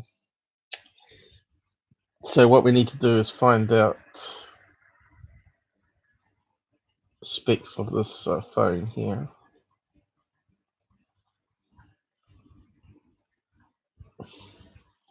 So it could be a legit phone that's so old technology that it doesn't have metadata, but I don't know. So it's a non-smartphone. I'm not familiar with old phone technology. I'm only familiar with smartphones, and they do put metadata. So anyone know about these old Nokia phones where they put model number in the JPEG image or not? God, I remember using those. Yeah, but do you know if they had metadata in the photographs?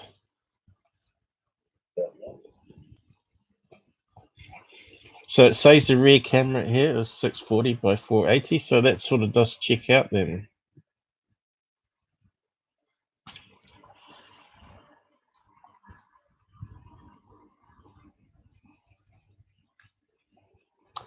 But what do you think of it? Do you think that image looks legit for the camera?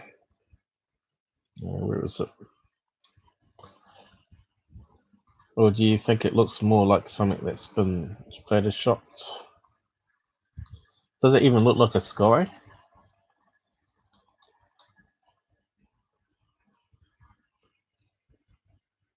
It's like a blur. Does it look like a cloud?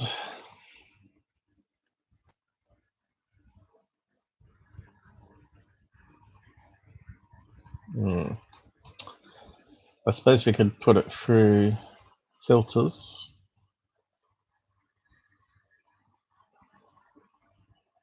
Does it look like something that's broken off a tree, like a seed pod?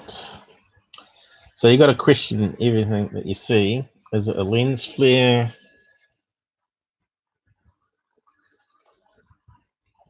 Could it be a balloon that's sort of like someone's fishing kite? Could it be a surf kite?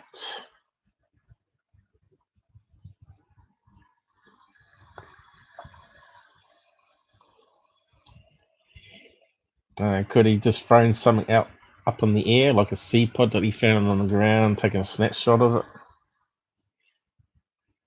We've got to ask all these questions now. Let's run it through some filters, see if anything looks a bit suspect.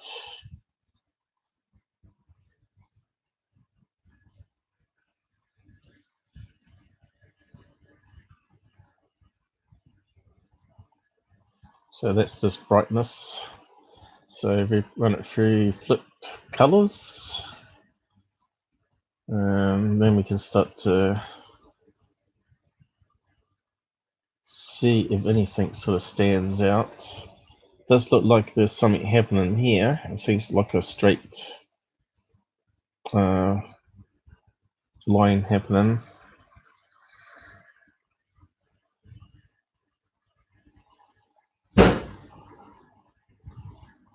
Someone's making a lot of noise in the house.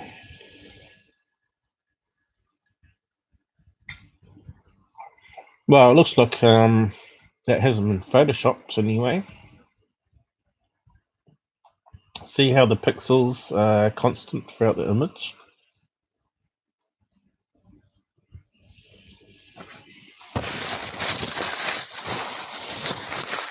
So there's a bright source of light here and up in the corner.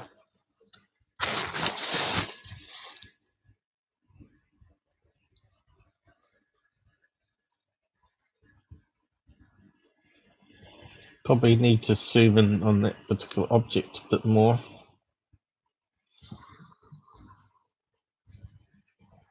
Kind of looks like it might be from the camera that he's stating. But what are we looking at is a good question. I don't know at this stage. It doesn't seem to have any motion blur. Here we got down the side then. Paranate scope. UFO seekers is sort of a sell out now, I think. Yep. I'm back at the breaks to check on things. Yeah, I said if you want to promote that episode, post it down the side so people can have a watch.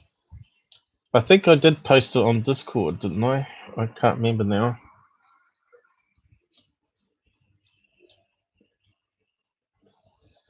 I'd have to look at the pinned tabs. But just post it again now if you want. And yeah, we're asking you about the truck. I was talking about the truck. You said you got lifted up. Do you actually remember that actually happening, or were you sort of like passed out, or just something you found later?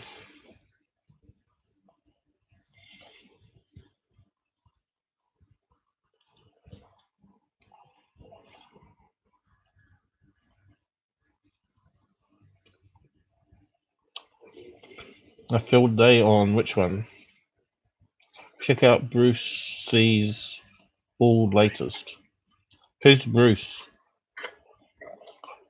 Heard of Bruce Weasel. Apparently, security team was stealing content from him. What you mean you didn't actually link to him in the description, you mean? I'm sorry, I'm still eating here, so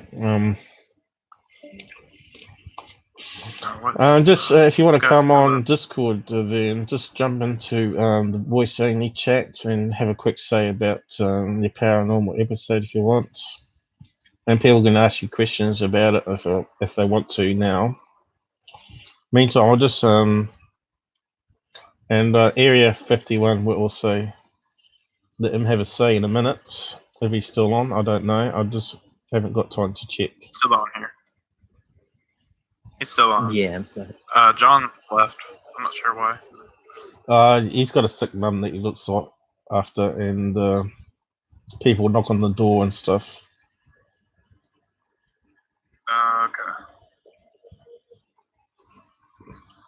Okay. Just paste that into a new image, scale it up.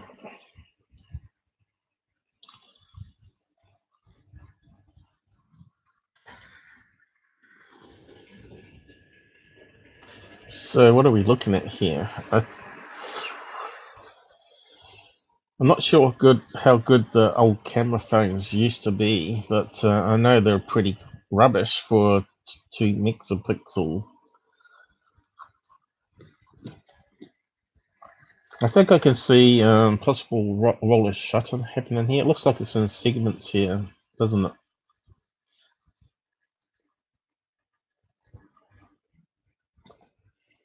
I don't know. It still could be lens flare.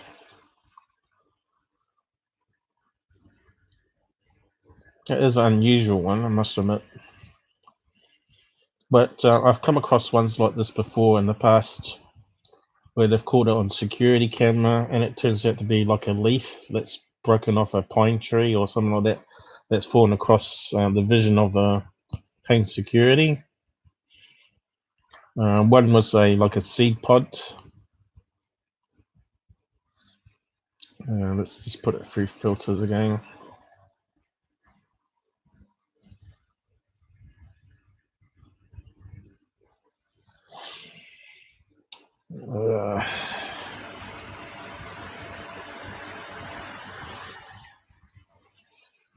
So you can see here that it's definitely not been photoshopped. It's got sort of constant pixel sizes.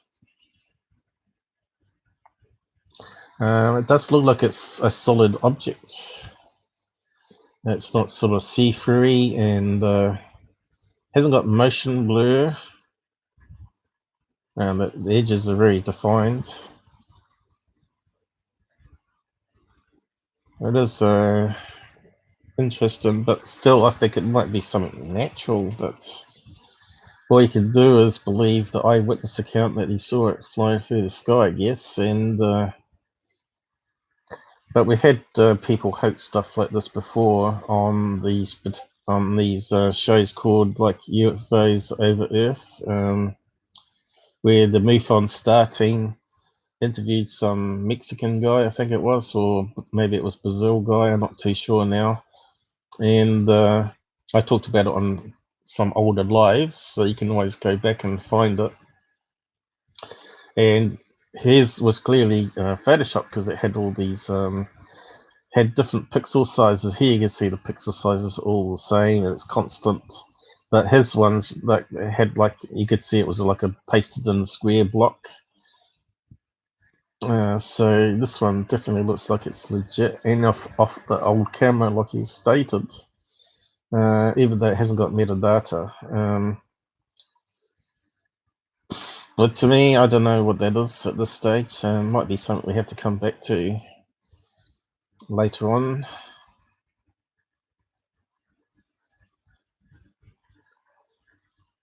I don't know why these people don't take more photographs of the surroundings or what they're looking at here. See, the thing is, it looks like it's been purposely cropped, you know, to match the old camera, you know. It's it. It still looks like it's some sort of painting rather than a photograph.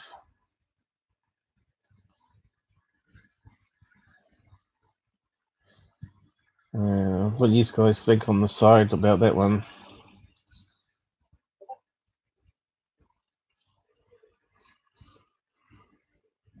Noah's Ark UFO.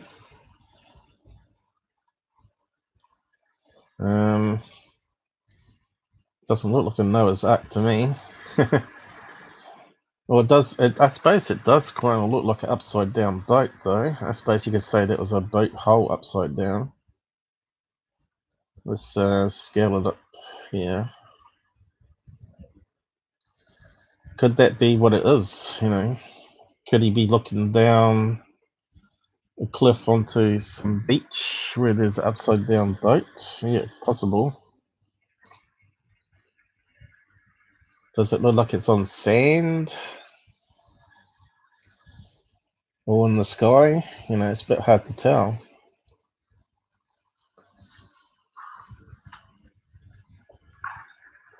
Does look like it's got a dark line going down the middle here. See that? Like there is like a symmetricalness to it. Could it be an upside down boat? Renee may have got some idea. Is that actually looking in the sea here? Could that be sea waves rather than the sky? And could that be a horizon happening here with the sky and the sea? or landscape happening with the sun up in the corner. Does it look like it could be waves rather than cloud? I think it could be in the sea, couldn't it? And that could be upside down boats that's sort of been caught in a surge. Well, we can come back to it another day, maybe. We'll just post that one down the side. Anyone that wants to have a look at it.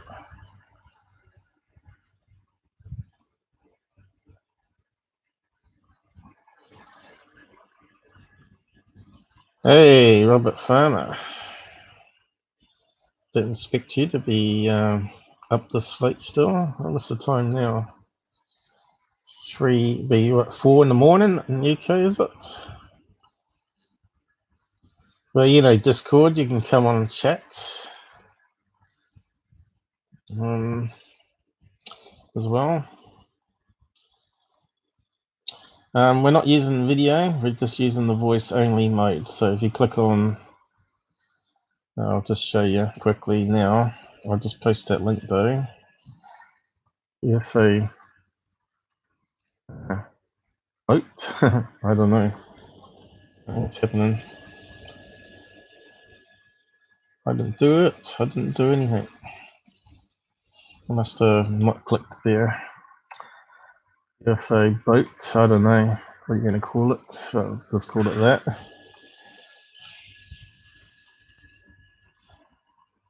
What happened here? Right. So yep. So you guys can have your say now if you want. So if you click on my old logo here, and just click on voice only with your headset on, you can start talking. So we can have up to 1,000 people, I think they said, but I think realistically you can't have that many people talking over each other. So A51, you want to have say on something? You posted something here, have you, for me? What's this one? Bruce Cecil. Yeah, that was what I was talking to you about last week. That was on the stereoscope in that video that I was breaking down. So you want me to copy this and play it on my stream?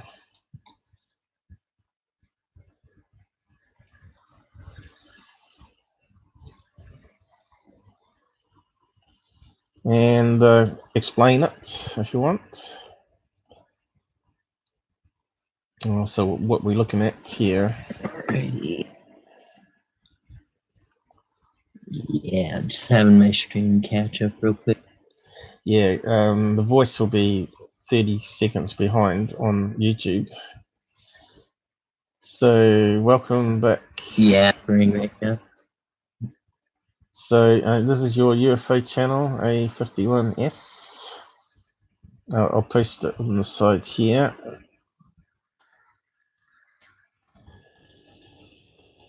A51 Studio.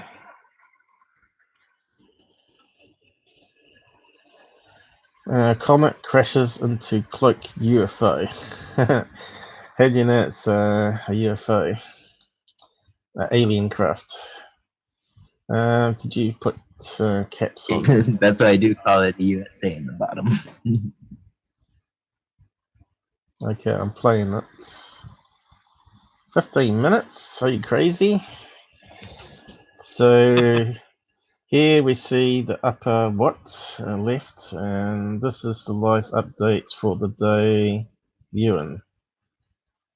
Notice the difference. I'm not too sure what we're talking about. So, like, you know, when you're on the homepage and there's like the live dates there, and then you can go to the actual individual scope and check out the archived pictures.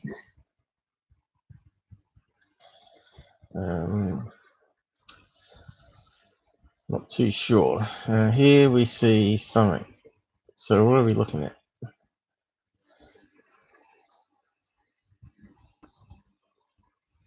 Are you explaining that? So let's see. You got music. So what's in this picture here? Yeah, my video's buffering. Not quite sure where you guys are. Yeah, I'll leave it on there for a few seconds. Now, what's this one we're looking at here?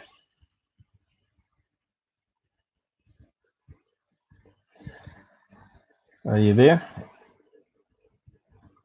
You're looking at the sun or something? Yeah, SOHO images. He's claiming that a comet crashes into a cloaked UFO. Is that what you're saying? A51? Is he still with us? Still with us. I'm not sure. I saw his icon glow, but I didn't hear anything. I'm not hearing him if he's talking. What's this? Robertson. You've got to click into the... No. Just click on this icon here. And then click on voice only. And then you add to your... See you. No, that's Robert. He's telling me to call him, but he's got to actually click onto that on his Discord. I don't know if he's watching the live stream or not. Got to click on voice only and join us on the voice only side. We're not actually got cameras of people. But I'm not sure where A51's gone to. I was going to pause it. Alright, my video finally caught up. So yeah, I was going to resume it, but I was saying, what's this one meant to be? Are you saying this is a UFO here?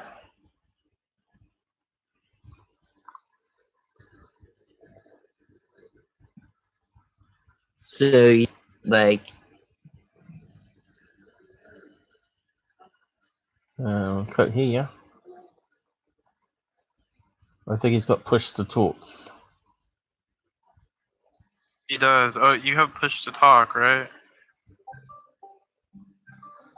Robert, no. No. I need a new microphone. How can we explain to him? Click. Hang on, let me just post a comment to him. The picture. Click old logo and click voice only.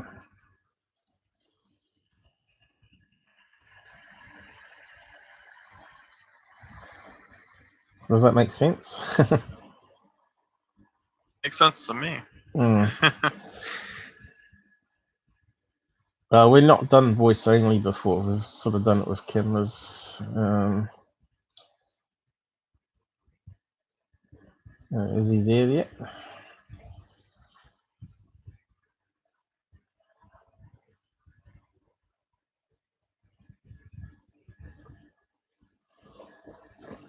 That's why we like to get people to connect before we do the lives, get them sorted out.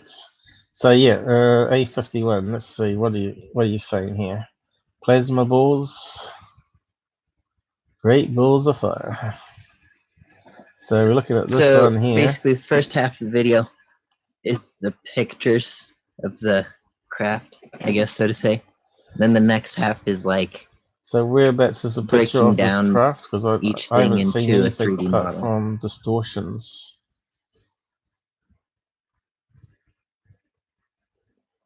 Yeah, I'm not quite understanding what you're talking about, I'll tell the truth. This is the live updates. Here we see what you see when you search through the archive. So, 11th of February, 9:23. And we got a couple of white blobs appearing, which look like there might be planets or stars in the background. Because these, when you get a pixel on this, it's equivalent to the size of our planet, or bigger. So then he's got this one here. This is the live updates for day-to-day viewing. Yeah, it's a bit confusing what you're trying to get at. There's the white blobs again.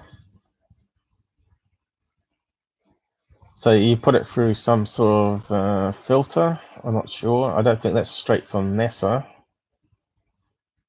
Time difference 30 minutes.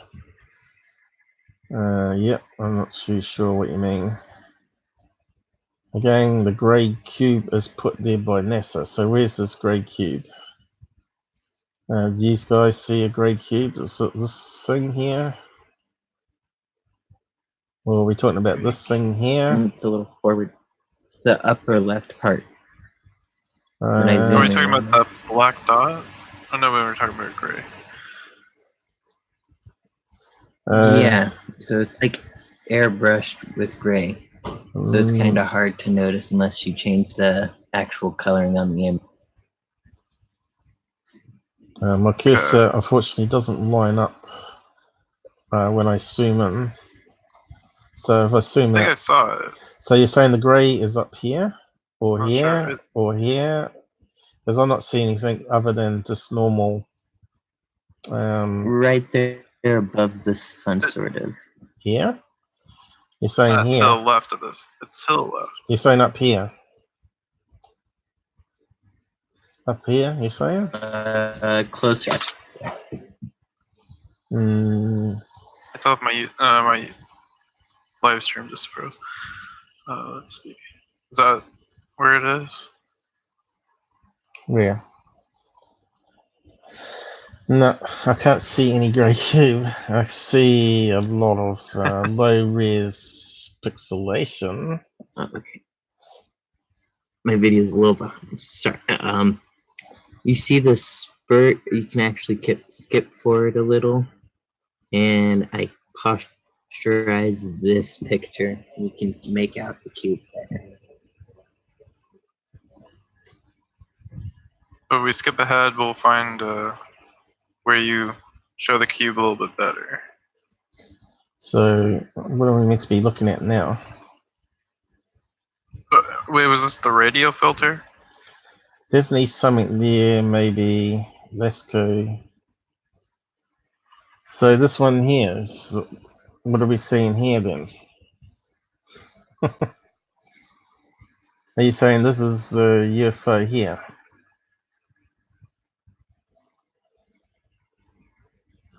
Remember we were talking about on the last live stream that the surface temperature? That picture right there.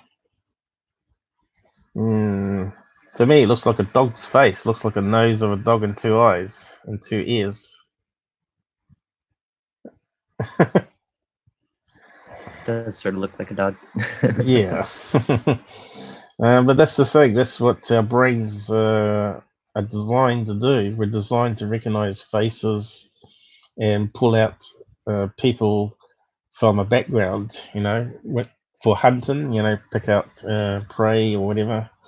We're sort of hardwired to see things in random data, as it's called, which is pareidolia. So yeah, it could even be a bear or dog, you know.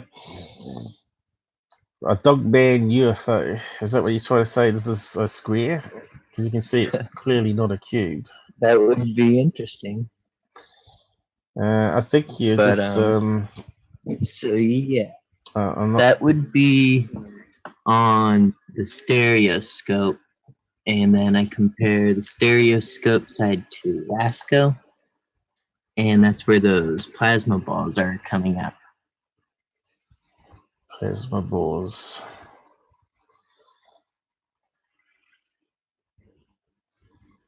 So what do you think these little black dots are? Are you saying they're plasma? Has John joined us yet? Okay, he dropped out. John, Robert? Dropped out. Area 51. He's back. Who's back? Who's back?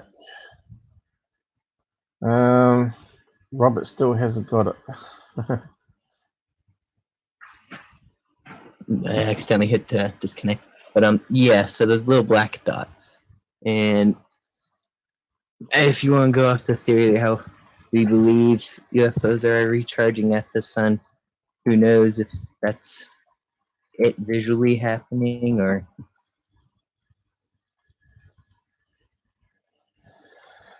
Hang on, I gotta talk to this guy. Blue head logo. under general, I don't know how I can explain it any easier. Under general, click voice only. I even renamed it all so it makes it easy for people, because it wasn't actually called voice only.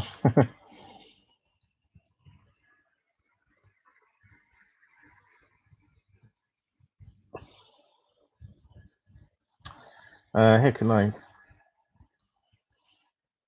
can't, what's it called? Voice only.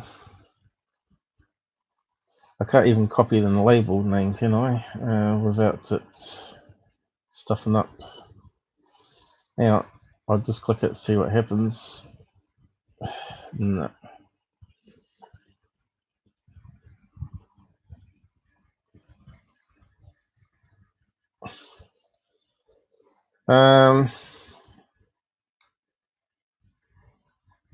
I don't know. Has he gone? What have we got? Where's the people's list? No, there it is. No, he's still on. I'm not sure if these guys can help him get on.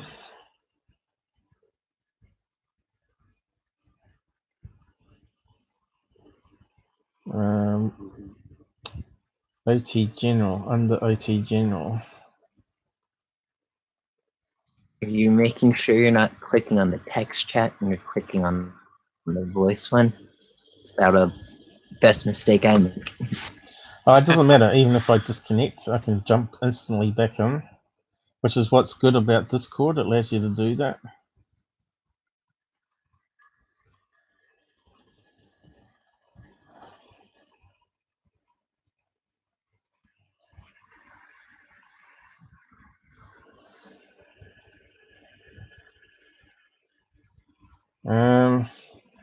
I don't know. I don't know how to explain it unless he's watching the live stream. Yeah, I'll just see if I can talk to him without crashing the computer. I don't know what's going to happen here.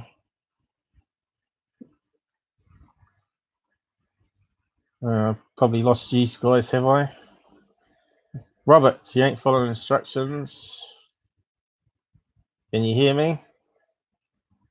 Or is it screwed up? Yeah, I'm with you now.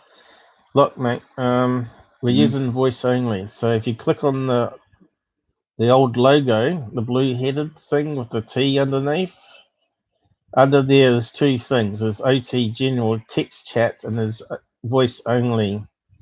You just simply click on that and you're instantly joining the rest of us on the voice chat. Because we're not actually having video on the screen, even though you're on it. Does that make sense? Are you getting my screen at the moment? Have I got video going to you? Yes. Yeah, I got video going to you. So you can see my screen? Robert, are you there? Robert.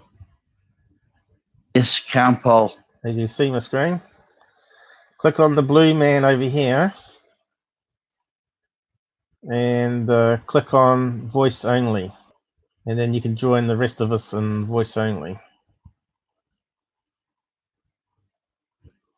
Not sure if those guys... You had to pass that by me again, mate.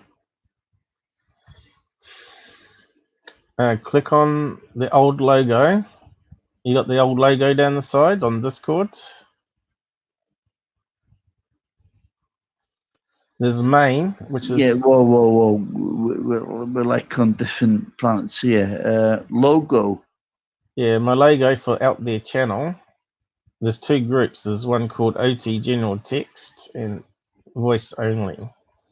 Simply just click on Voice Only and you're instantly connected with the rest of us.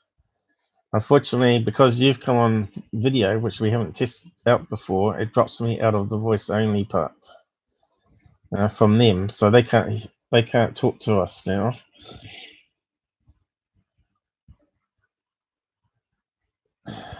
He's gone.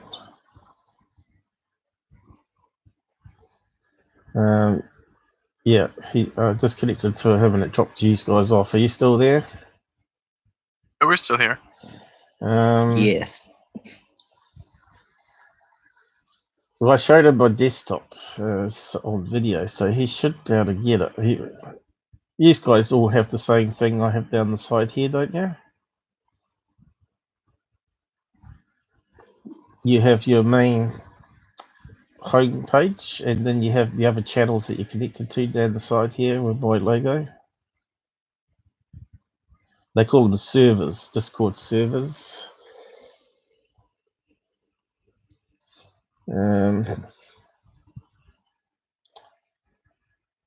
Is there any way that we can send the link from this to click?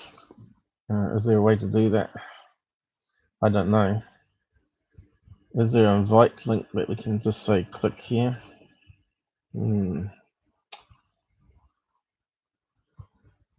It shouldn't be that hard.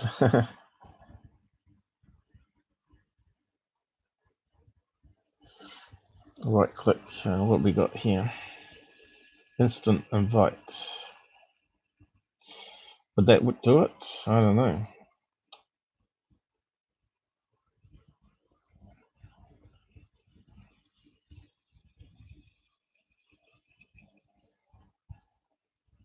I think that he's already joined to it though.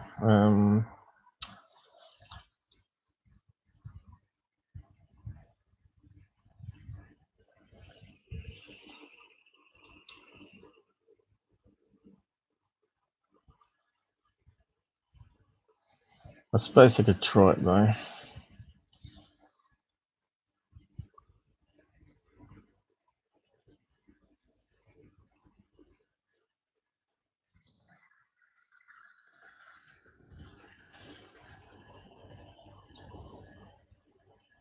What's happened there?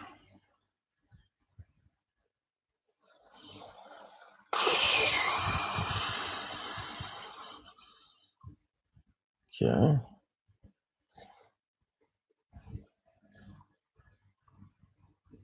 I don't know. Are you guys still hearing me? Yes, you should be able to. I hear you. I don't know how to explain it to him anyway. So yeah, get back to this video. So you're saying these black holes, you think what, UFOs or what?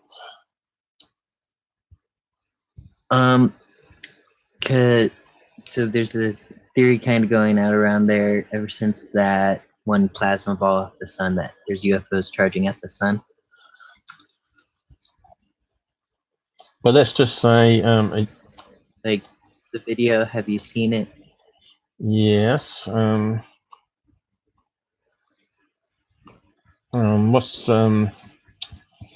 What's Gerard's website? He talks about it, breaks it down for you. Can't remember what his site name is. I suppose Gerard's not with us. Would help.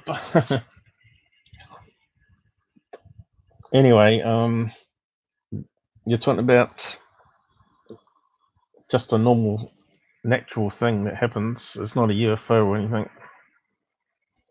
What do you call it? Solar ejection? Yeah, it's just like it's solar ejections. That's what I think that's what it is. What's this website name?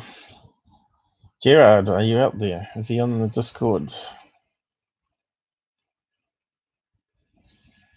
No.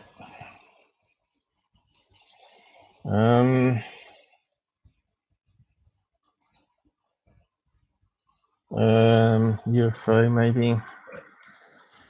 Anyway, Gerard breaks it down for you and does a pretty good job.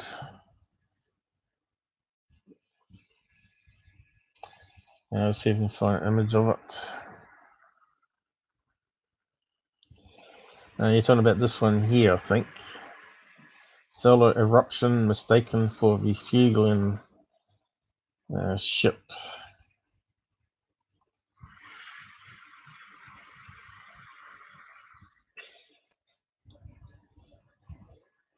So that's the one you're talking about? Yeah, that same one.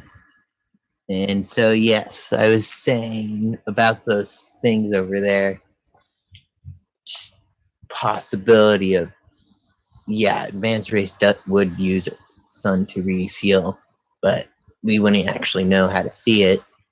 So that mass swarm of them, could it be we're looking at that same UFO from the other stereoscope side refueling? But what's the UFO meant to be refueling on? What's this coming up? Oh, this one? No, yeah, that's not a UFO, but I'm talking over in my video. Yeah, but I'm just trying to understand what you're trying to say. You're saying these ones are not, this one's not UFO, but the one in your video is?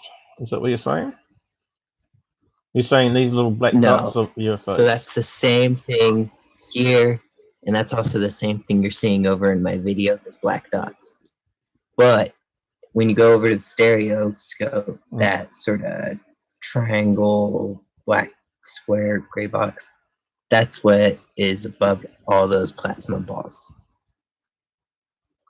I'm not sure what you mean. We'll keep on going.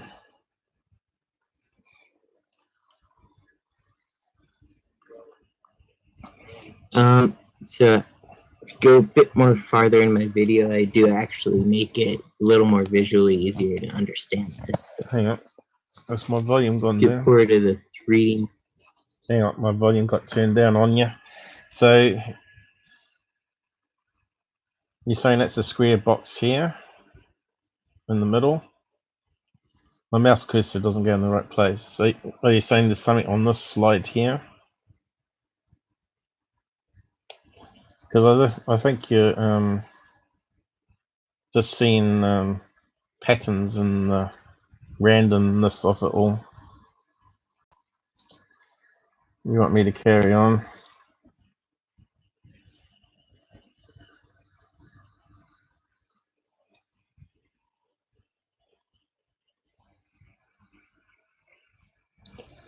So we got the blue screen now. So what are we looking at? Is that what you're looking at? That's a different filter, looking at the same thing. Those plasma balls. What are we meant to be looking at though? We're just looking at the edge of the sun through a different color filter. The SOHO generates what, 4 images? A red one, a yellow one, blue one, and what was the other color? And then you can overlay those and convert it into a three-dimensional image using those glasses that I was talking about in the last live stream, which allows you to see things in 3-dimensionally by tricking the eyes, so to speak, or the brain, to see one eye sees one set of colors and the other eye sees another set of colors, and the brain somehow puts it together and you see it as a 3-dimensional image rotating in front of the monitor screen. But yeah, I'm not too sure. What was the title again of your video? Comet crashes into cloaked UFO behind the sun. So whereabouts does this actually happen? So where's the video clip of this UFO crashing into? Is it at the end? It's after this.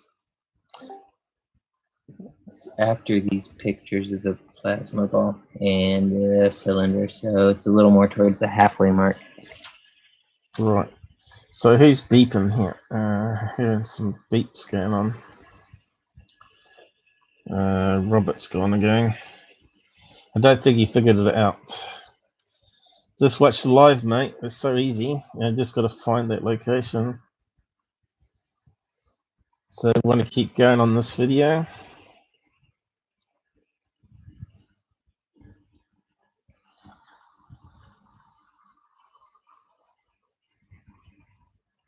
You can see light going through something. So what are we talking about now? I think you need to circle things that you're trying to reference rather than just put comments on. What are you using to edit the video together? Are you using Vegas?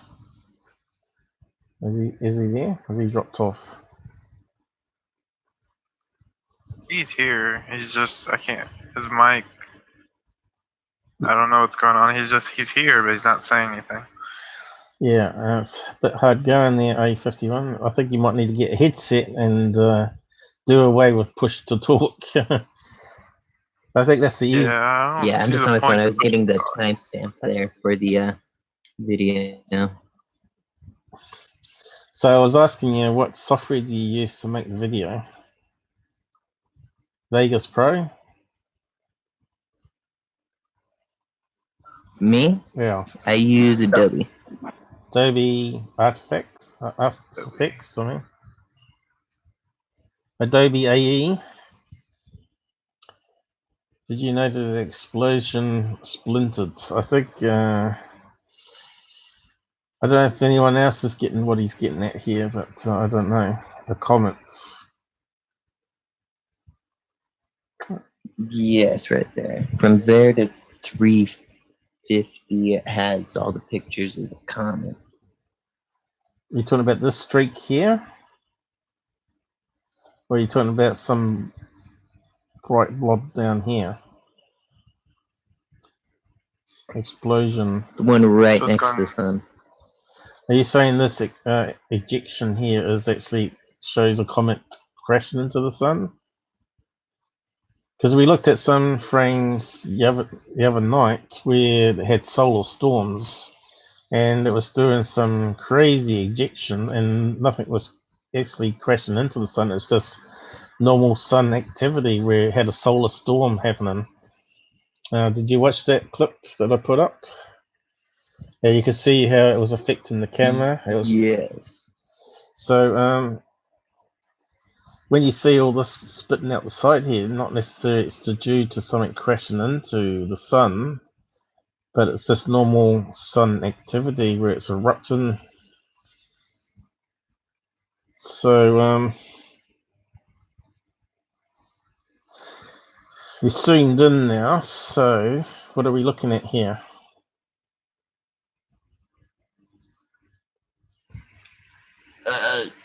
Keep playing it. Go to the next one when it goes over the radio filter. Because again, as you see, it splinters up the comet at the end in this picture.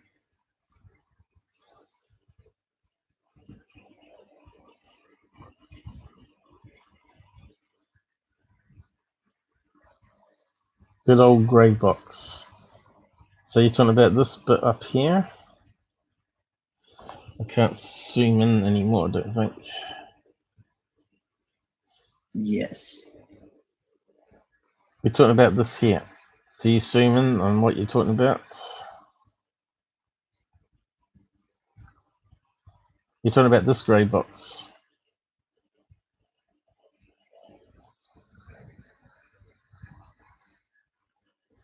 Are you saying that they put this grey box on, or you put the grey box on, or what?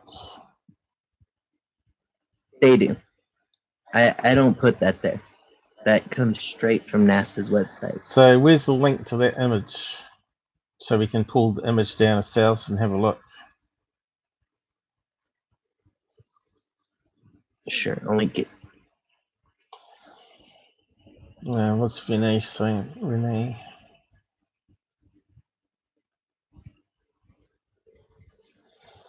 Yeah, you're gonna have to talk to Vern about that. I don't know. I told him to post the links. I think Renee, you have to be part of Vern's group, and they just use Hangouts to talk to the host. The website plays the player, the podcast, and then you use Hangouts to send text messages to Jax or whoever is on air and ask them questions. That's what happened last time, as far as I could see, anyway. So you sent a link. Where is it? He's working on it. Still working on it. So, what do you think? Do you think NASA are trying to cover up this thing here, or is it just missing data? Because this would be like one of... Does that look photoshopped to you? Like they tried to smear it out or something? They put a lot of gray on those. Like, it's definitely questionable how much gray they put on there. Like, if they're trying to intentionally Photoshop a lot of it out. I see what you're saying. So we got a link.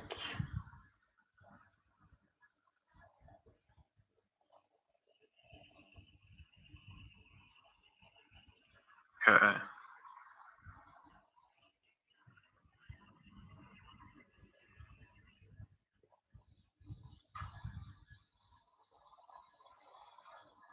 There's going to be two different little videos.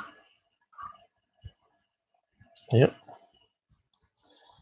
And if you hover over it, it'll, yeah. Yeah, but I'm not seeing the grey box. Yeah. Are you seeing the grey box? I didn't see. I have to look close. I have it pulled up on my computer. But So it was over I'm here. trying to look for that gray box. It I was- see a little smear. Yeah, it was here, wasn't it? So what's this image here? What's this one on the side? The grey one. Image of solar corona taken by Lesko coronagraph C2. And what's this one over here? So the one to the left are radio emissions, and that's basically what they use to find stars, planets, solid objects inside our own solar system, because that easily contrasts to things in the universe, where over to the right, it's harder to make things out because you're seeing all the background stars and galaxies moving around.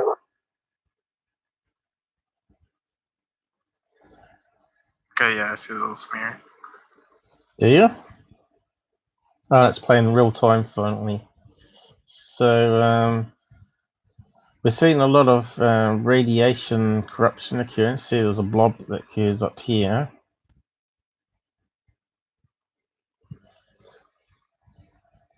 There, look, up here. I think they're just artifacts, mate.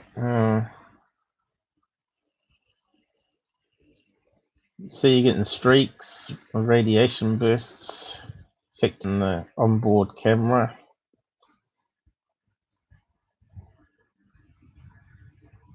But I'm not seeing that smear. It might be there for one frame. See it.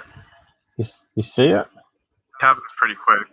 Yeah, If you it's at the go top down right. to the bottom, you have controls to the video. Can slow it down, pause it, should let you do all of that stuff. All right. Yeah. Right. Slower, faster. So how slow can you get it?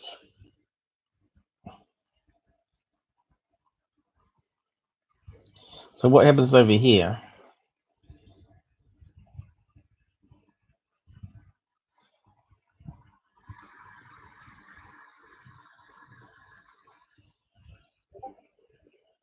Right, there it was there. What frame was it?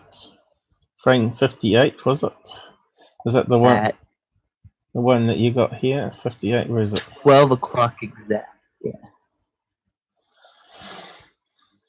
Looks like the image is still playing. Did I not pause it?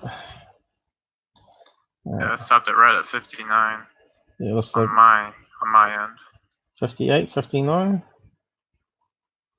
Really bright on the right side. I don't know if you stopped it too. Can we specify just the image? Can we stop it? Pause. Yeah, you can pause it. I think you might be able to type in 59. I don't know. 59 or 58? Previous and next buttons, they're to the far right. Once you pause it, just kind of go back a little. I stopped it at 59, and it's perfect. See, we got streaks here. Obviously corruption. You could say they're airbrushing. So if I save, can we save individual images?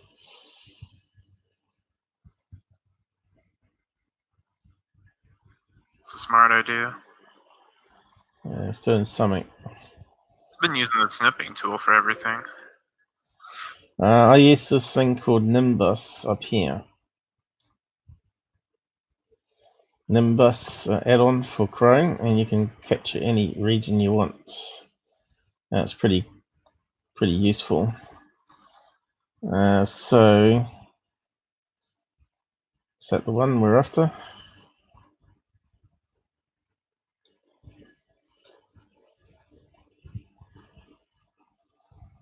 Looks pretty constant. Pixel sizes. But that wasn't the frame we wanted, obviously.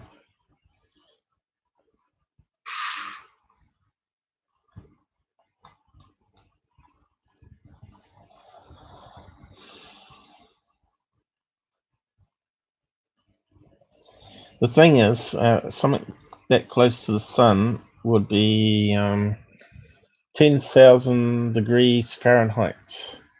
Now, the Solar Observatory probe that we talked about in the last live gets within 4 million kilometers, which is probably somewhere out here, just in where the ejection happens, probably, where the temperature is only going to be half that amount, down to about 5,000 degrees Fahrenheit, which our materials, which they use in carbon for their shields, can withstand that temperature and protect the instruments while they do testing on the plasma or whatever's coming off the sun there, spectrographs and all that sort of stuff.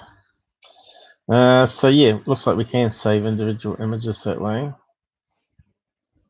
Did we post the link down the side here for people that want to have a look themselves?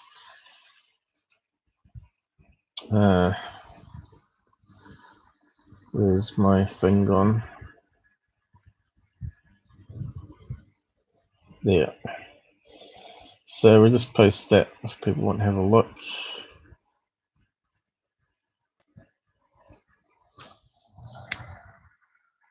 Some gray blob.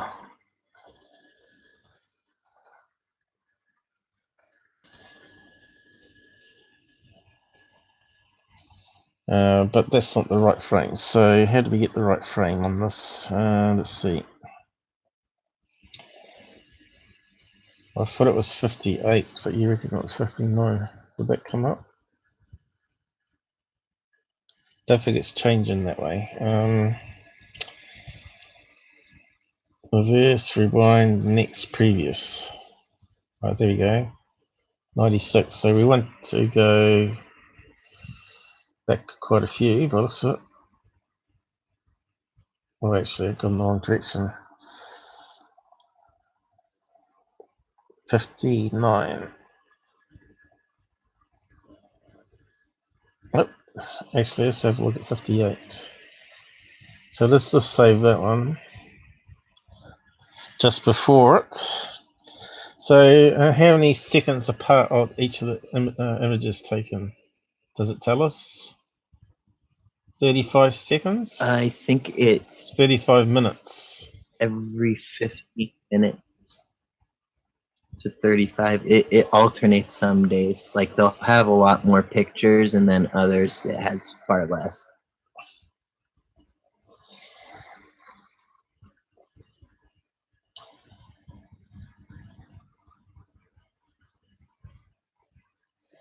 Okay.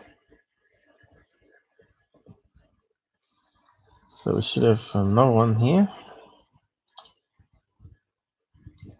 So that was before it. So the blurring happens Somewhere. about here, isn't it? Yeah. And 35 minutes before, there's no obvious stuff here, but there is like a black streak of missing information there, and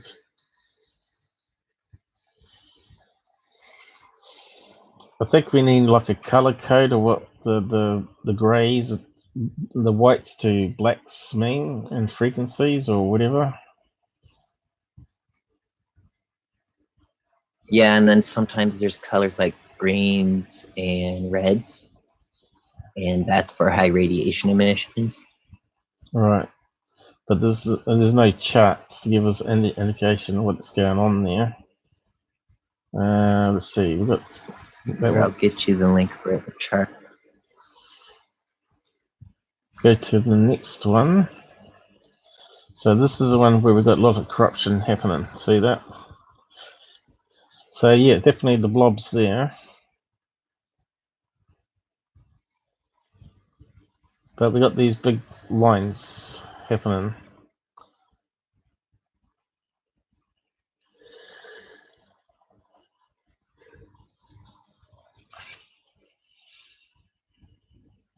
So everybody out there thinks that NASA is covering up something that's right under that grey blob. Is that what's you're saying? What was the time on this one? 35 minutes.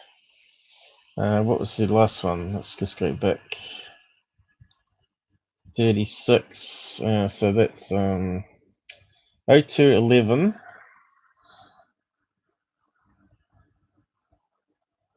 0211. 1336. So what's the difference in time? 36. 24.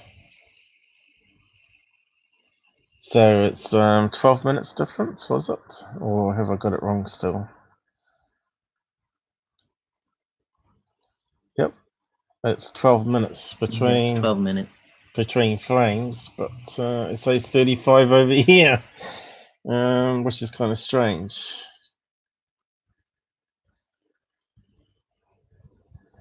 Should say time difference should be 12, shouldn't it? What's half of 35? 15, 17. So that doesn't even match up, does it? So the time difference, that running difference stamp, that's a 36-minute from the 12-minute mark because it separates hours. So like you'll go to that past frame and it's going to have a different time difference to that 35 minutes. It's pretty odd. It's how their server links their pictures together, I believe. Mm.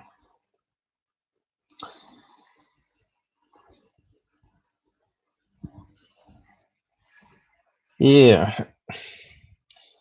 Well, I'm no expert on SOHO images, so I'd probably like to talk to some NASA scientist on that. Why a blob would come up like that.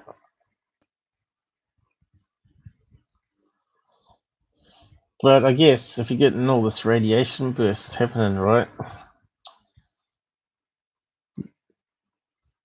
What's the black mean? Have we got a chart? Did you get a chart of the color codes? Not posted it yet. All right. Here's his website here. There's the article. Too tired to come on. So yeah, this other member, he's got a website where he puts up debunks, and one of them is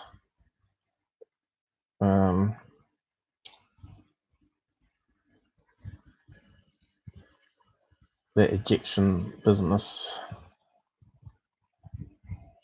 I pushed it down the side here as well.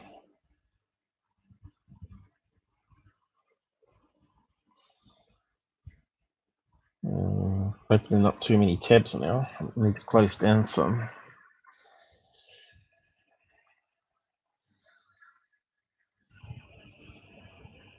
Object spotted close to the sun. So he writes up all these things on UFO cases. So there's a better image of it. You can see that it sort of makes this semi-sphere. Clearly, it's see-through. See the radiation through it. clearly not a solid object.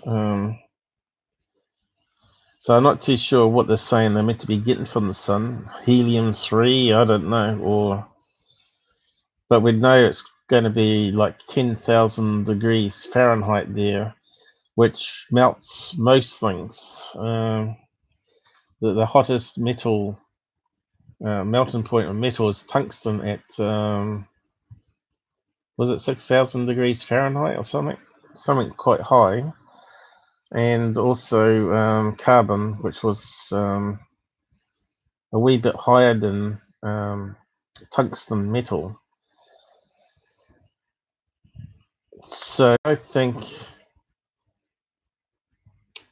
a UFO made of any known material we know can get that close without being melted.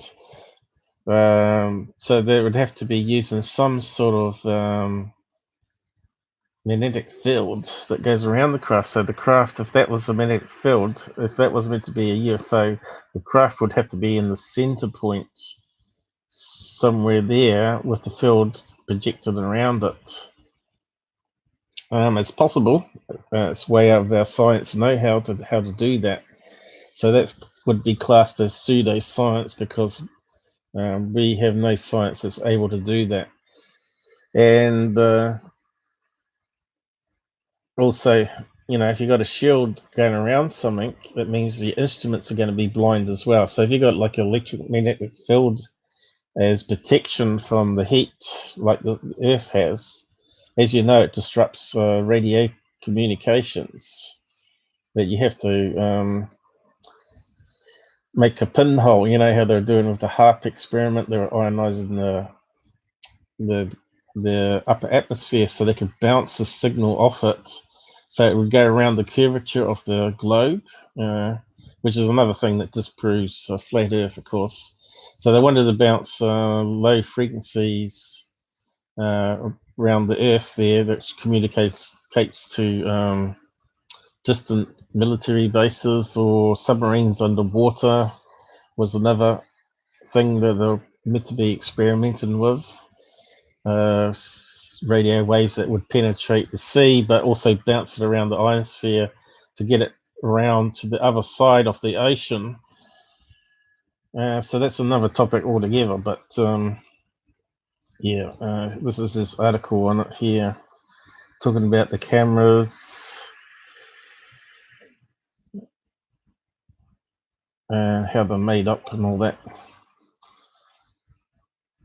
High gain antenna, solar arrays, HMI, what's the other ones up here? AIA. So these different color filters, is it? Red, blue, green. What's that one?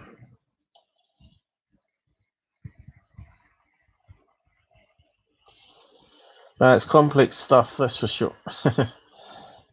And that's why you need someone that understands it all.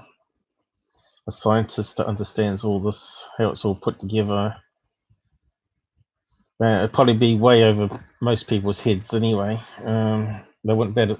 I find most scientists are not able to bring it down to layperson's terms, so people can understand it. Because that's just like if you're a computer programmer, you know all that high level language and how it all fits together. But when you come to try and explain it to someone, it's like another foreign language. So that's the difference between scientists and teachers. Scientists don't make really good teachers, and teachers don't make really good scientists. There's horses for courses.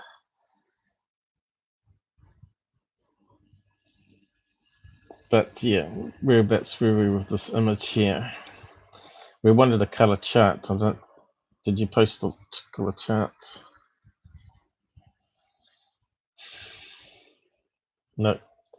Where's he gone? Are you still there, A1? Hello? You want the color chart for the different that's what lens? Yeah. No, for this. He's getting color chart for the radio emissions. Yeah. So what's the blacks mean? Here, I can get both. What is what? What's the black mean? You know, what frequency? But the thing is it a frequency? Because we got this circle which is covering the sun. To me, it looks like they're picking up the radio signals outside that circle there, right? And converting it into a color.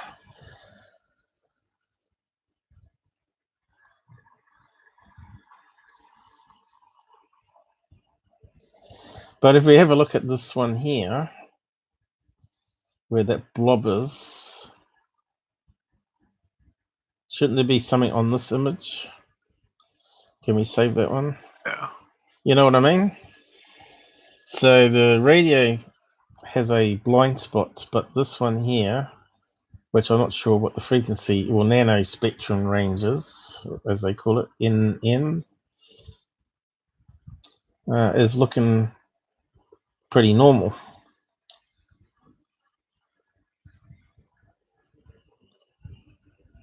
So, oh, what's happened?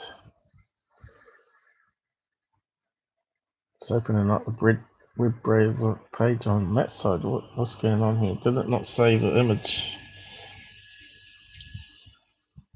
Did I stuff up?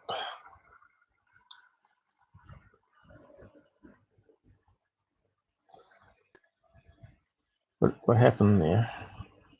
I must have saved it.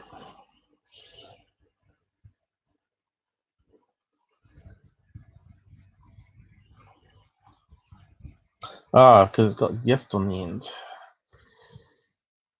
And it's opening up on the browser on the other screen.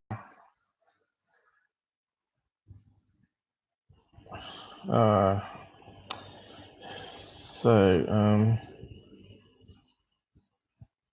that's no good. Is it a single image? Let's find out.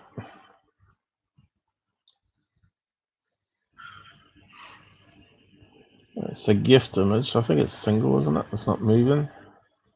It's not emanated. And we need to overlay one with the other, I think. So let's see if we can do that. So you bring that one in first.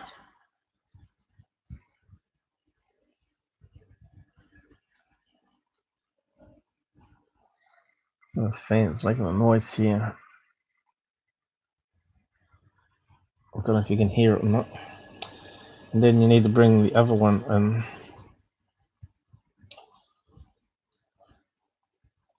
Is it the right date? Yeah, 36. Yeah, it looks like the same date stamp.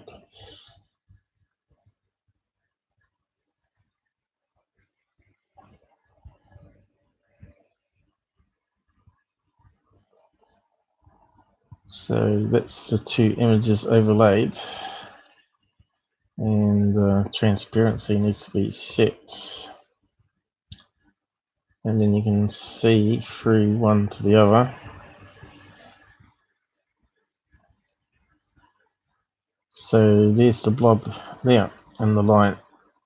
I'll see if I can zoom in. Let's try some other properties. That shows it up a wee bit better. Let's add them together, multiply. Not so good. Color dodge. That one's not too bad.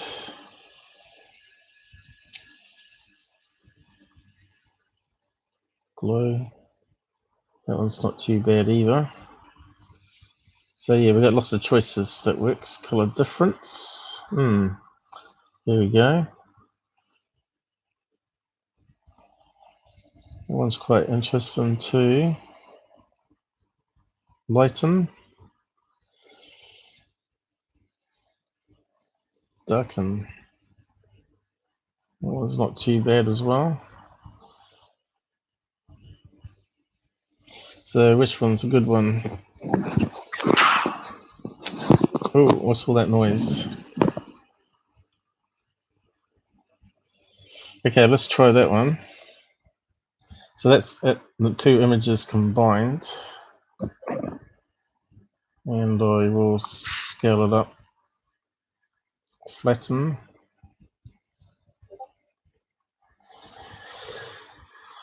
And resize. Now what we got at the moment. So it's only 512 pixels by 512 pixels. Just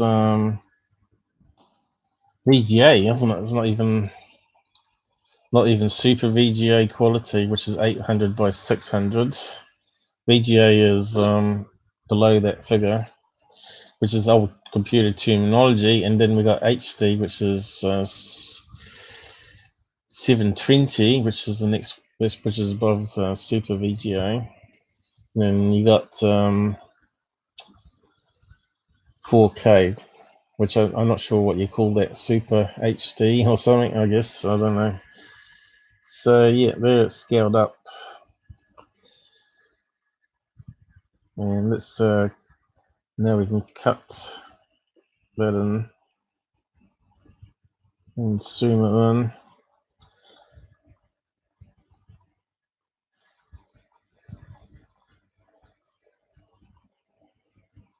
Like so.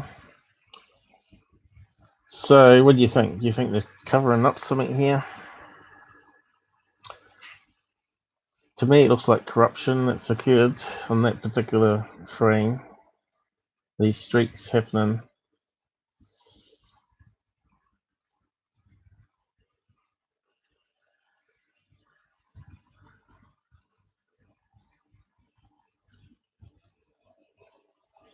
Still there? Yeah, I'm still here. A51 still there. I think he needs a headset. Yeah, He I needs, just dropped a couple links in the Discord. yeah. Okay, you need to get yourself You a put down headset. some links. Skin Man, how's it going? So yeah. Cover up or just corruption? I think you really can't really tell for sure combining them either. What's going on there?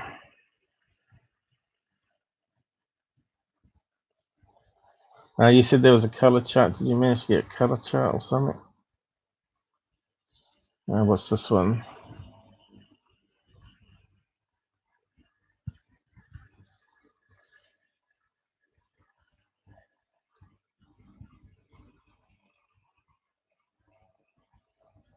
I'm not too sure. Space Weaver archive pictures. How to read the flare. Copy link.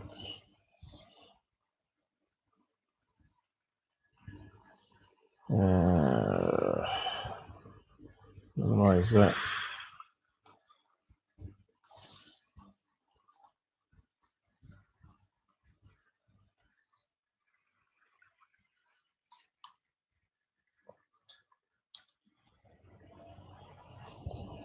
Okay, what do we got here?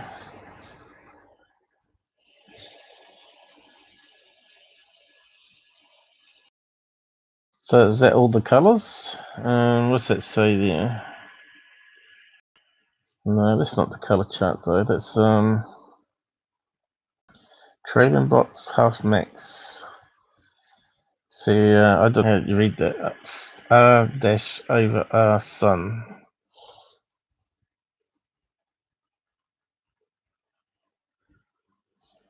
There's scientific gobbledygook, as people would say.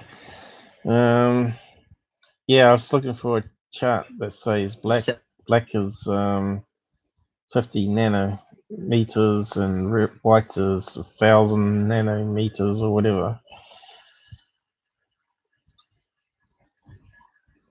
And what grey was? I don't see how The size is not what is important. It's the color, how it tells you the black's the trailing, and then white where it's sort of coming out. That's in front of it. It's not trailing, and then there's the one in between. that's different form of light that's showing shading from the trailing one going up on the flare behind it, and that's another flare that's currently active.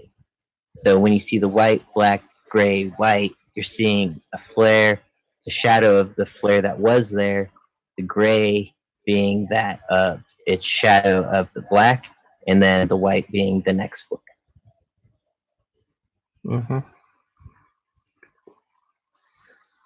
I don't know.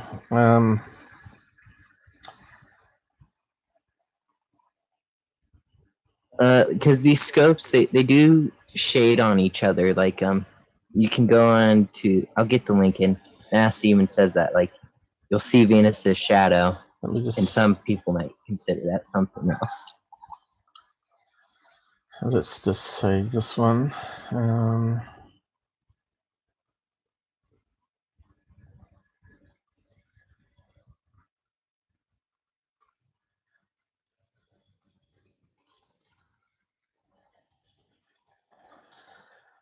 You know what ping stands for?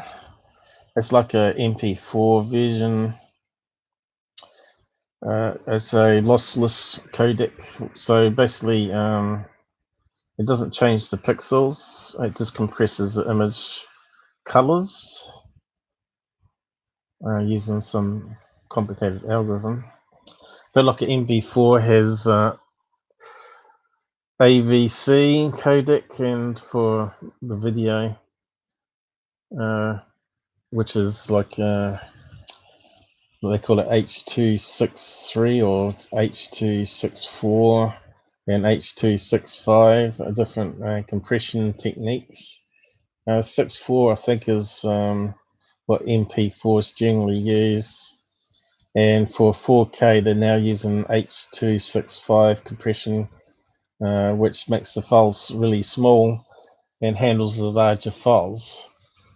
Not too sure how it all works. It's very complex compression algorithms, but it basically only compresses, keeps this data that's changing untouched, but if it's a similar or around the bit that's not changing is similar to the last frame, it compresses it, so it doesn't have to store all that same information. And so when it comes back to playing it again, it knows it's referencing all the same data as the last frame and can simply just keep that there and just change the bits that are moving. So that's how the compression sort of works for MP4 container that has these new lossless compression algorithms. Well, H.263 was used for AVI, which they called XVID, which actually reduced the number of pixels from 4 down to 1. So it makes the file smaller, but you're actually losing details. Well, ping is similar. It's like a single frame. It's a lossless container, so it's not changing the pixels on the screen. It allows you to zoom in and out and maintain the data. But if you use JPEG, it's like XVID is on videos. It actually changes the pixels. It compresses the pixels from 4 to 1 and all that sort of stuff. So if you're going to save images now, use the PNG format, which maintains the data, that makes it small. So there's a 6 megabyte file, right, for the one we just made on the screen here, which is 2000 pixels by 2000 from this gift image, which is only 512 by 512, merging it with this one here, which is also 512. So we scaled it up 4 times, and you can see here these files are very small, 140k. So my ping is actually quite big, 6.5 megabytes, but it is 4 times bigger. But all the pixels are going to be there, and we haven't lost any information in the image.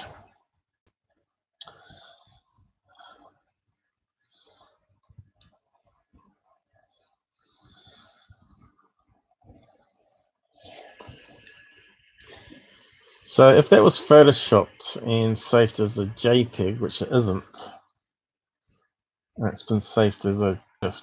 There's no way we can put that in through forensics and know whether that was photoshopped, because the image forensics uses JPEG compression, which is, like I was saying, it reduces the number of dots on the screen 4:1 or whatever compression ratio that you're using to make the file smaller and smaller, or choose median compression, which makes the file a certain size that's acceptable for you to store, but it's lost some of the data. So here, to me, looks like the pixels are all constant in size. And the thing is, I don't know how this image is actually built up. Is it like a scan that goes across this way, left to right? See, I don't know enough about the technology to be able to talk about it. But we know CMOS technology has rolling shutter, and it scans a block at a time, like 10 lines of pixels, a row of pixels. And it's because it looks like it's doing it all in one go, but it's actually like a flatback scanner. It scans 10 rows, then the next 10 rows, and the next 10 rows. But in the space station camera here, the satellite camera, they're using CC technology, which doesn't do that sort of scan motion of blocks. Instead, it's captures all the photo cells at the same time and stores the image in parallel. Well, the CMOS technology is doing it in series, I think it is. A bit like parallel printer in the serial printer days, where they used to send it over a serial cable rather than a parallel cable. But the CCD uses more power and has less artifacts than the CMOS technology does. So, yeah. But the radio one, how's that being done? Obviously, that's not using CCD, is it? It's using some other type of sensor. And that's probably why we're seeing this one looks like it's sort of like scanning into this grey block. So, yeah, I don't know. It's interesting, but you can't say they're trying to cover up something there without really knowing all the technology and how it all fits together. Obviously, there's a burst of radiation occurring here, or radio signal, a burst happening right here. And there's probably just a black spot that happens, and they've just colored it grey because of their encoding method that they're using. You know what I mean? Anyway, let's go back to your video. So what else do you say in your video? Am I talking to myself? Anybody out there? Silver, are you there? Or are you going to sleep? Wait. Yeah. Okay. Can you hear me? I can now. What happened? Yeah, he's still in here. I keep muting my computer. Like, I didn't want to make any noise because you were talking, and I was switching positions and stuff. So, but he's still in here. Yeah, I'm gonna see him there. I'm not sure what he's doing though. I think not sure we can do much more of this. So after that one, go to the next image, 16. And what happens? It's still there, is it? Oh no, it's just loaded now. So it's gone again. And what's the timestamp on that one? Another 12 minutes.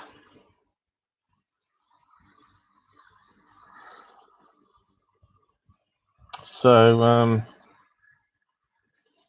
The question is, whenever they get a burst of those black lines, like they on that 59 image, is there any other image that does that? Where we got the black lines and we suddenly get a grey box. That's what I would want to know.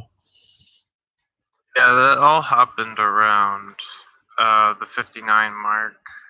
It happened like twice. There was 59, and oh man, I went right past it. Let's see. Yeah, but what I'm saying is there any other? 53. Yep. Is there any other images? Doesn't have to be this day, but any other day where we get these black bursts happening and another grey box. So if we got a burst coming out, you know what I mean? Then we can sort of debunk it as a artifact, because if the grey box is further out from the sun here, say, when in 12 minutes a UFO is going to travel that distance from the sun to there, or whatever, or disappear off the edge. It's got to be moving at a very extreme speed to be able to get out the range of the sensor in 12 minutes. You know what I'm saying? Yeah. Like a comet. We see the comet slowly coming in and it skims around and bends out to space again. But we see that on all the frames pretty much. And it's you'd probably have to go back to what we were looking at the other day with the comet. Did I bookmark it? Anyway, probably would have to finish up soon, guys. Been going like 3 hours, and I've got to do some stuff here, other chores. But yeah, it's been quite interesting, I guess. I was thinking it looked pretty shady, but if it confuses you, it confuses me. Yeah, well, it's not my area, you know. It doesn't look like it's been tampered with to me. It just looks like so this is the one with the extreme solar activity. I suppose you've got to load into, is it? And we're trying to work out. Was it further down? Further down.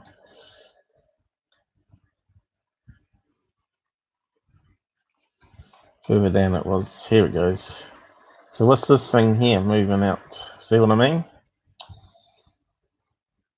Yeah. You could say that was a UFO. What's this thing here? Little scratch. It could be a solar flare. I mean, I have no idea.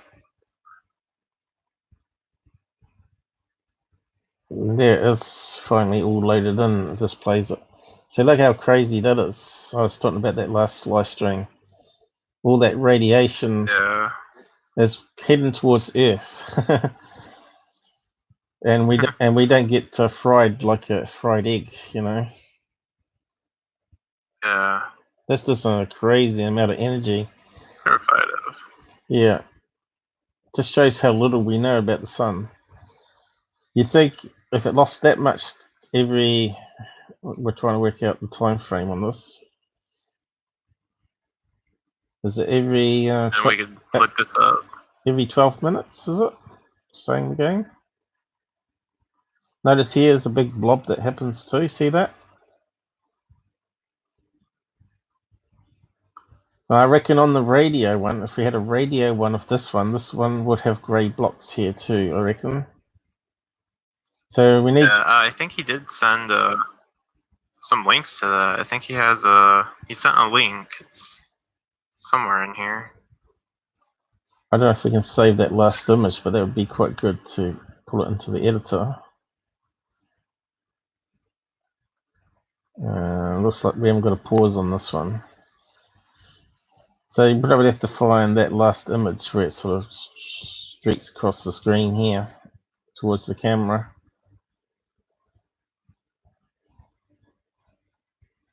So it looks strange, you know, it looks like blocks.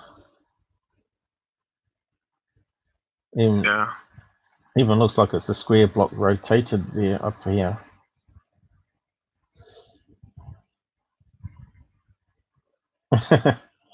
But it seems to come out of nowhere. It seems to come up here. Is it part of the ejection? Comes around and spins around? Suppose it could be from this one here. Comes out around here. Oh, There it comes around here. See that? yeah. But that's what I'm saying. You can't really say the UFOs. I just think it's just normal sensor overloads, and they're just artificially colouring it, and it just looks funny. That looks funny there, you know. Are you going to say that's a big mothership made of square blobs? I wonder if I can save it though. No.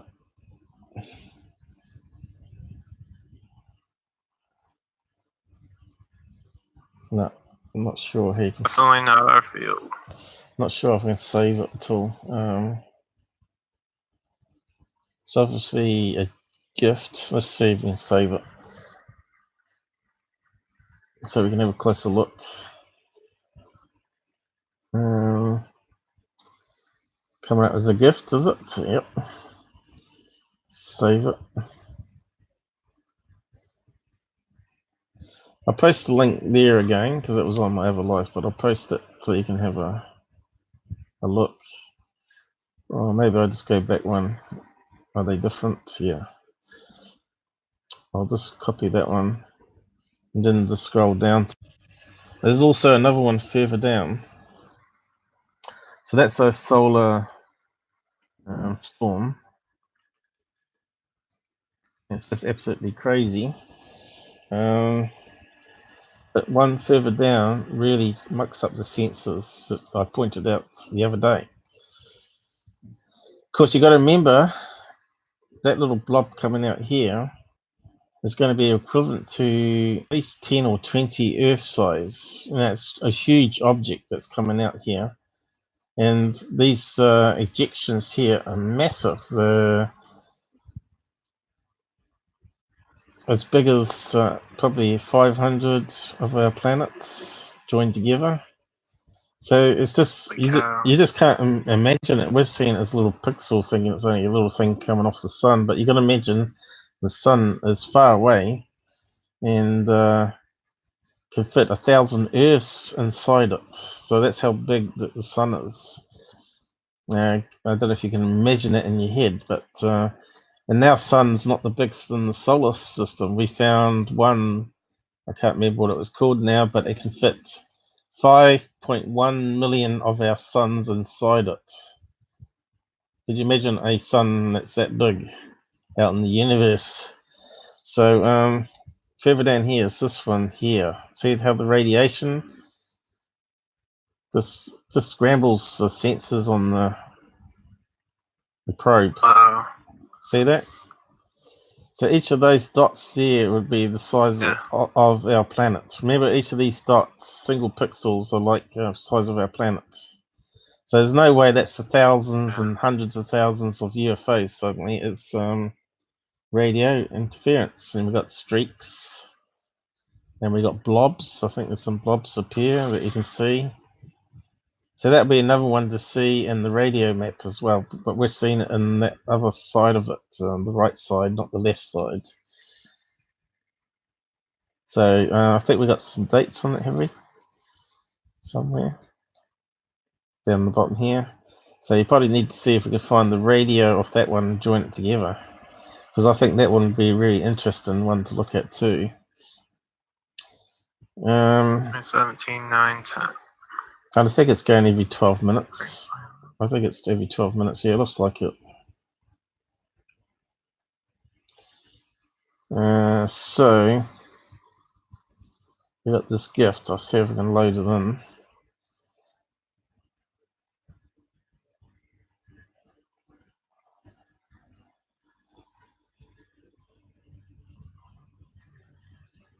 Yeah, I thought it would do that. So it's joined. It's only brought in the first one, but looks what it's. We really want to get the last one. But what's this thing here in the middle while we got it anyway?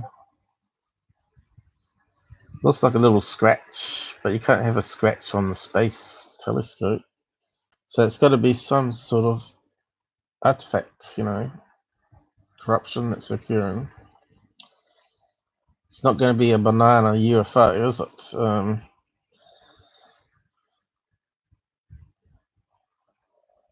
Which would be crazy, you know, thinking that UFOs can be banana shapes.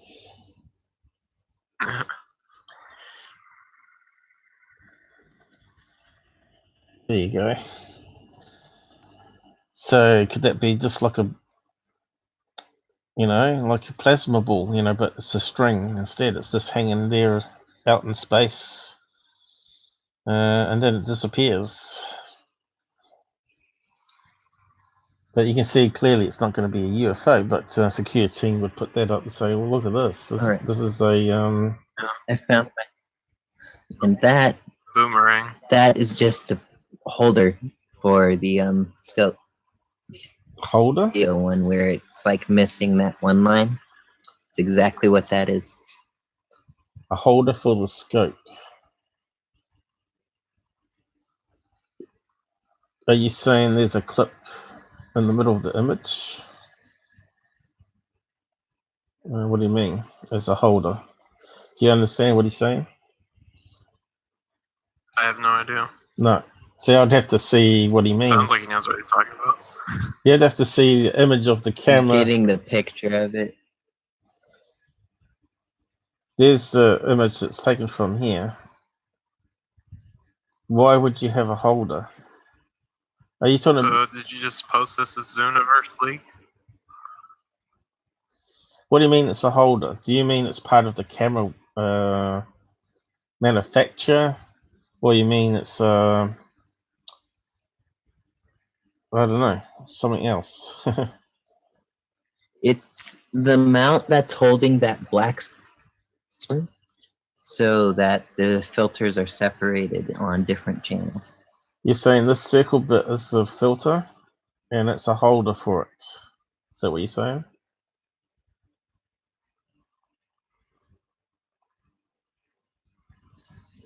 Yes. I'm not too sure why the holder would be out here though. Wouldn't the holder be straight down the middle that blocks out the sun and just gets the edge of it? I'm not sure how the cameras work, you know, that's the whole thing. We're sort of going blind here, so we expected someone to explain. Yeah, so I just put the pic down in Discord, and the same black bar that's on those pictures is also the same thing there. It's like a metal tab that sits there and it's adjusted on the camera as a mount. So this black line here is part of the mount, is that what you're saying? The holder. I think. So that's what you think you're saying? I think that. Yeah, so that whole black line right there, that's where that little curve's coming from, because it's just this little metal tab that's holding that thing on in place. Ah, okay, that makes sense. And they just black it out or right. let it sit there as you see, and it just lights up. Right. Looks like something's there, but it's not really anything. Right, so have they actually got a picture of this camera or detector sensor where you can actually see the holder on the actual device? Have we got any images of that? Or if it's opened up, showing you what's inside? So I haven't actually seen any images of such on NASA, showing what the camera actually looks like and what's inside and how this is constructed. But as I'm saying, if that was on security, he would say that was a UFO, mothership. Boomerang UFOs. Boomerang UFO, yep, boomerang mothership. And in fact, it's just, as he's saying, it's part of the camera mounting system. But like those ones where they said there was a cog imprint on the ground next to the rover, and it turns out it's part of the mechanical robot arm that slams into the soil and leaves an imprint. I'm not sure if you've seen that one. Let's see if I can find it. It's a bit like this. Yeah. I'll just close that down. So yeah, we might just have to wrap up there soon, actually. So he posted another link saying Stereo Learning Center. So yeah. Go to the second one. It has what it is. It says it's fiber. Let's see if we can. It says it's what? A fiber?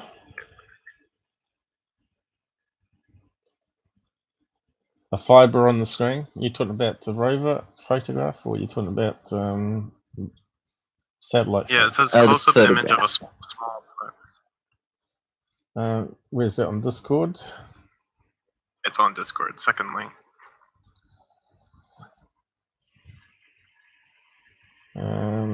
Copy it.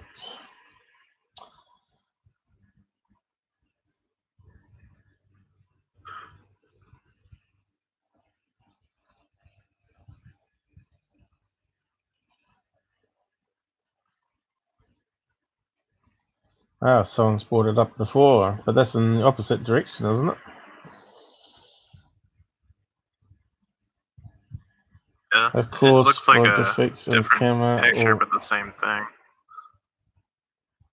So that was taken back at the start of stereo on ahead this exact same one.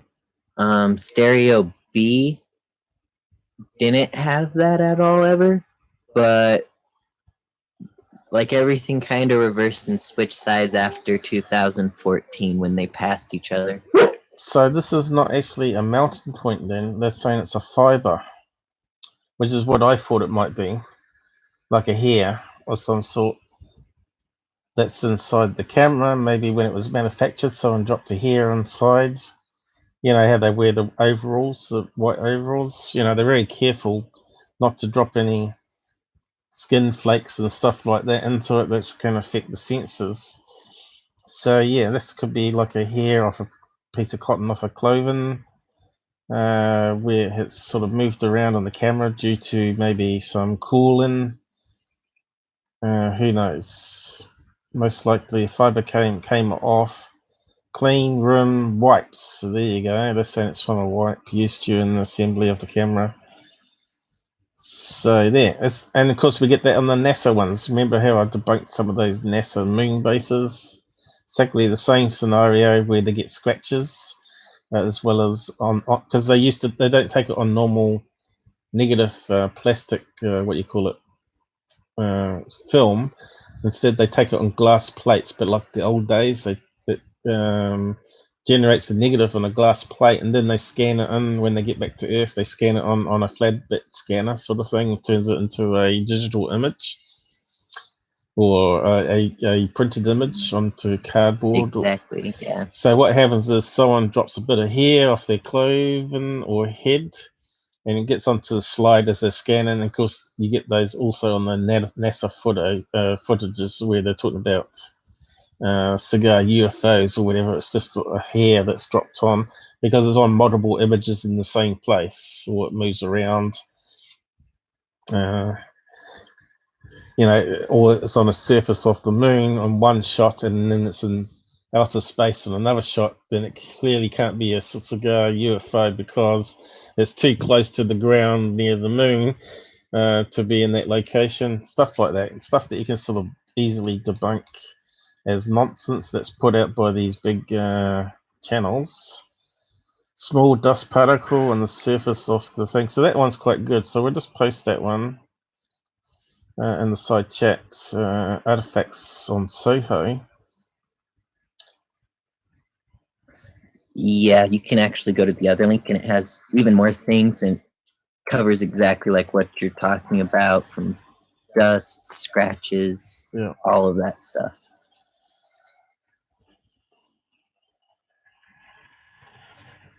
Good. But yeah, I was just trying to find the one with the rover. Rover, moon, Mars. Was it Mars? Mars rover.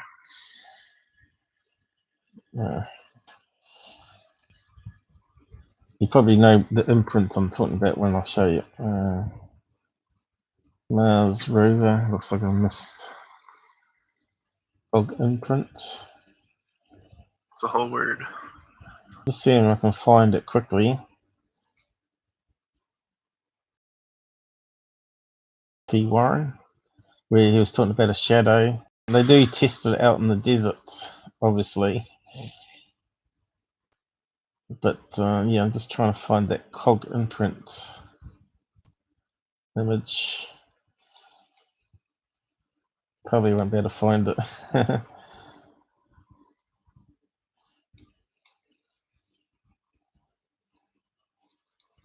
No, it's not coming up for me.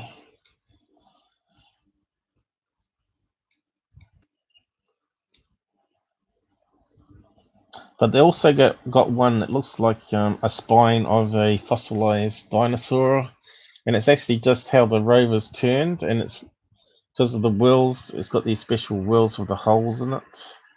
Where was a picture of the wheel?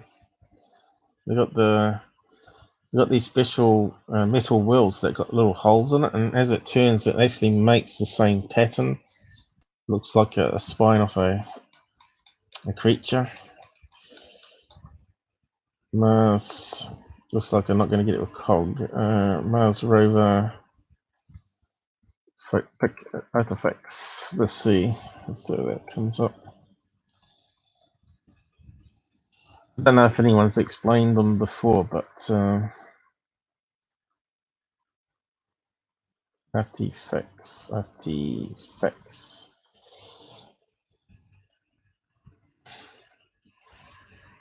Okay. So they got a penguin on Mars. What was on this one? Got round balls, marbles, I guess. I don't know. Just trying to find the one I'm after. What they saying here? Egyptian scrolls, parts of motors, they reckon.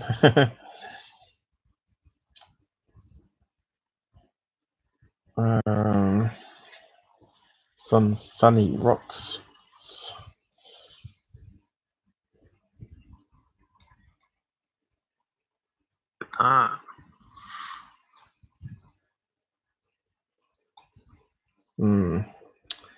Gonna have to narrow it down because there's quite a lot of these images.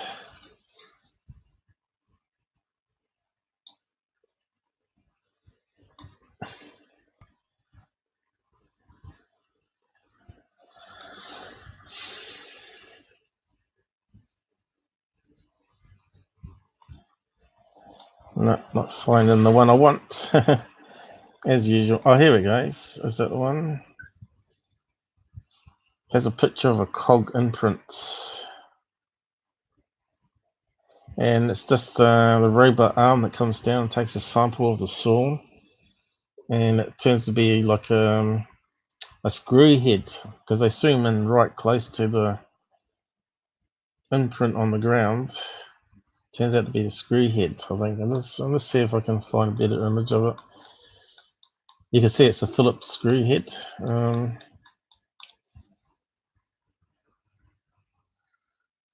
See if that finds it.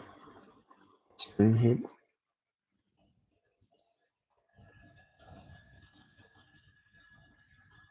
Probably need to put artifact in too, do I? Oh, here we go. This image here. Debunked. Celtic cross. If you zoom into it, you can see it's a Phillips screw head off part of the rover's robot arm as it presses into the soil and takes a sample to be processed. And you can see the rim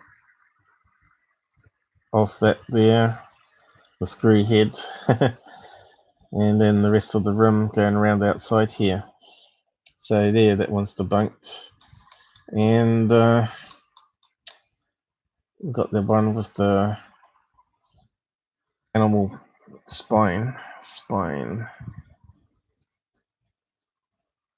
Let's see if we can find one.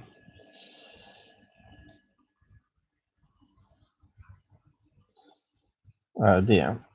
which is just as the rover turned, it actually kicked up the soil and formed this weird looking pattern, which looks like a spine, but actually it's just where the rover turns. I've seen that. Yeah, there's another one. Because they're zooming right into the level of the ground here. There's various ones like that.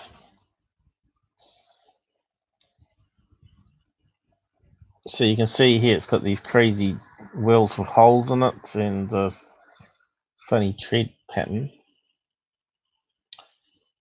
Here's another one, is it? Really tough. Photograph of alien skeleton. So they're saying that's a head. So it's all matrix in there. I sees it.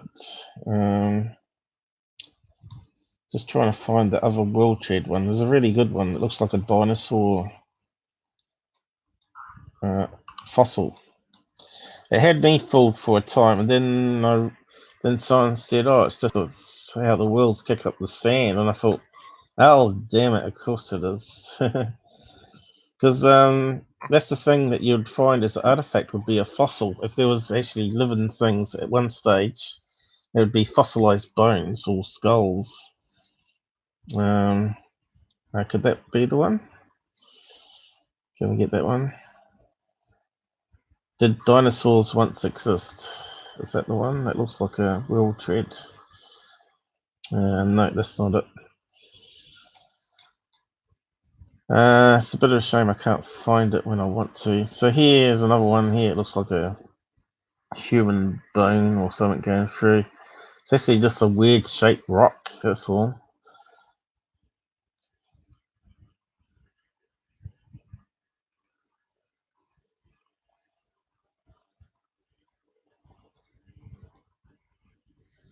But you've seen UFO Interests Mars one that he did. That's hilarious. I've covered it in other lives before. We'll just get back to your video in a minute. UFO, not interest, UFO theatre, I mean. Mars. This one here. Mars Madness. Absolutely hilarious. Every time I watch it, it cracks me up. You never get tired of it because it's so funny. But he takes a mickey out of all the artifacts on the moon and he emanates it into a rocket truck and stuff. This one here. A rocket tank. Street Cat 1.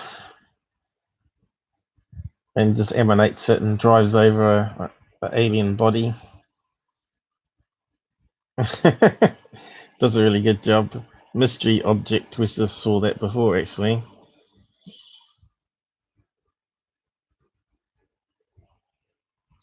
It's obviously out of focus. Oh, there we go. We've talked about that one before.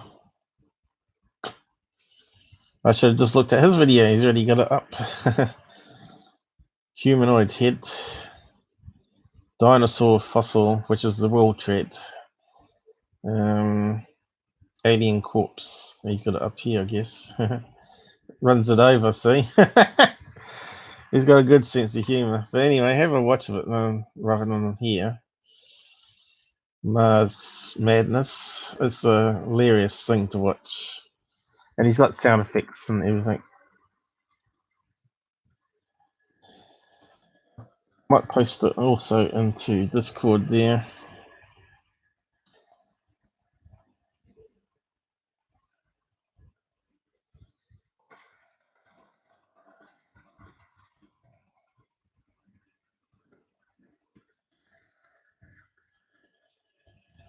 And I'll just bookmark it.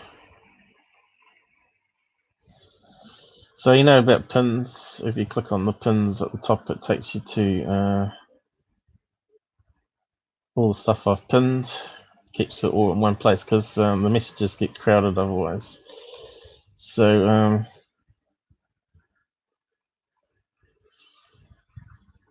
and I got the rules there and stuff.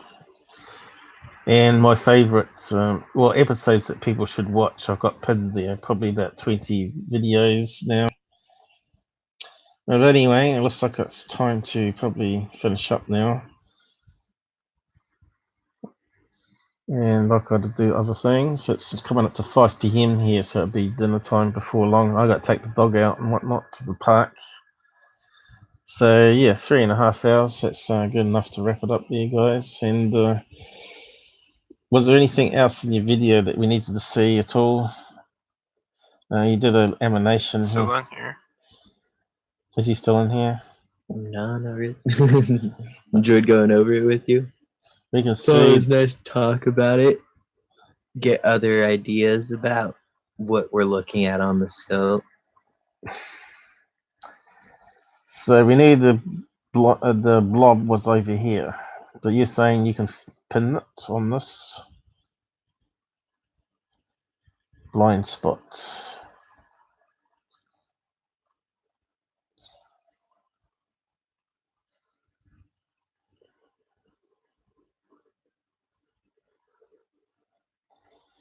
And do you know what he's doing there, Silver? I'm not too sure what he's getting at. I mean, it looks like, yeah, he's got a model of the sun, and he's the black part, I want to say, is the part of the sun that you can't see. Yeah. I could be wrong. Yeah, so Stereo B is supposed to cover that, but it doesn't exist at the moment, so there's a portion of the sun we don't see actually. Okay.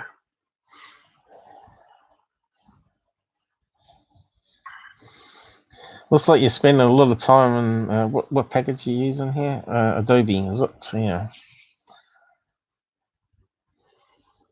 Yes, I use Adobe, and then this was made on Blender. That's what Captain Disillusion uses. Yeah, I haven't seen him in forever. Yeah, he's still putting out stuff. What was his last one? Was quite good actually. The last one. I'm just trying to think what it was on now. You look it up. Yeah, my memory's shocking as you get older. I only looked at it a couple. Yeah, but when I do stuff, it's like 3 or 4 in the morning too. So you sort of starting brain dead time. Because I've done mostly shift work in my life. I always had trouble sleeping or adjusting to normal hours, 9 to 5, that everybody else seems to like. Well, I don't. I like to have a sleep in and stay up all night when they crash. They can't handle the late mornings, early mornings. Horses for courses, as I say. Captain Disillusion was quite. His last one. His last one was. Last video was just ambiguation. No, his last video was on water. It's ambiguation. Water, yeah. Yeah, you found out. This is just remembered it. It's called something or other. Lamina. Some terminology for it. Yes, A51. I'm not too sure what we're looking at here. What are you trying to explain? Well, there's nothing being explained here, but this is me making the 3D model of the objects in question of the video, and then up to the comet shattering apart. And I put the objects that I pointed out in the video that were gray boxed in the same positions, and just sort of put it together in a 3D model of. So do we actually what that could have hit? Do we actually see the comet? Because I never saw any comet in those video images that we've seen so far. So where's the final movie at the end? So with the gray over it that we were looking at on. So when you're saying it's a comet passing, did they actually say it was a P96 or P67 comet, or are you just guessing it's just a unknown comet? Not every comet we have labeled, so So that one I wasn't. don't know if they have this one labeled out there. I'd have to go and look for it. But yeah, that is totally correct. Like they do have names like P, etc. and whatnot. So you're saying where that grey box happens is where the comet disintegrates? If that's what you're saying, is it? Is this the angle of the comet coming in on the screen? Yeah. The white bar? Are you saying that's the comet as it comes in? And it hits and disintegrates where the grey blob is? Is that what you're saying? Yes. Okay, now I understand. So you're saying where the grey blob is, there's some object that they don't want you to know that it's hidden, and it's it disintegrated the comet.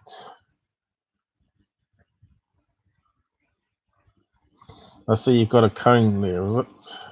For the object. Yeah, I just random shape because I can't really make out entirely the shapes on there. Because, like you said, they are in low resolutions. They're not actually So you're getting not an exact picture. You're not a Planet X guy, are you? So if anything, you'd expect there to be a planet and comet.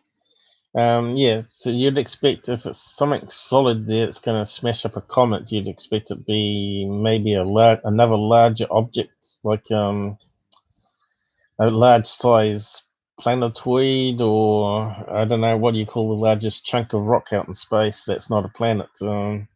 What they call Pluto. Planetoid. Yeah, that's very possible. Size of a Pluto planet that's there that smashes into. But then again, you would see it 12 minutes beforehand coming into the frame, and you would see 12 minutes after. So if there's a UFO there, we're not seeing it.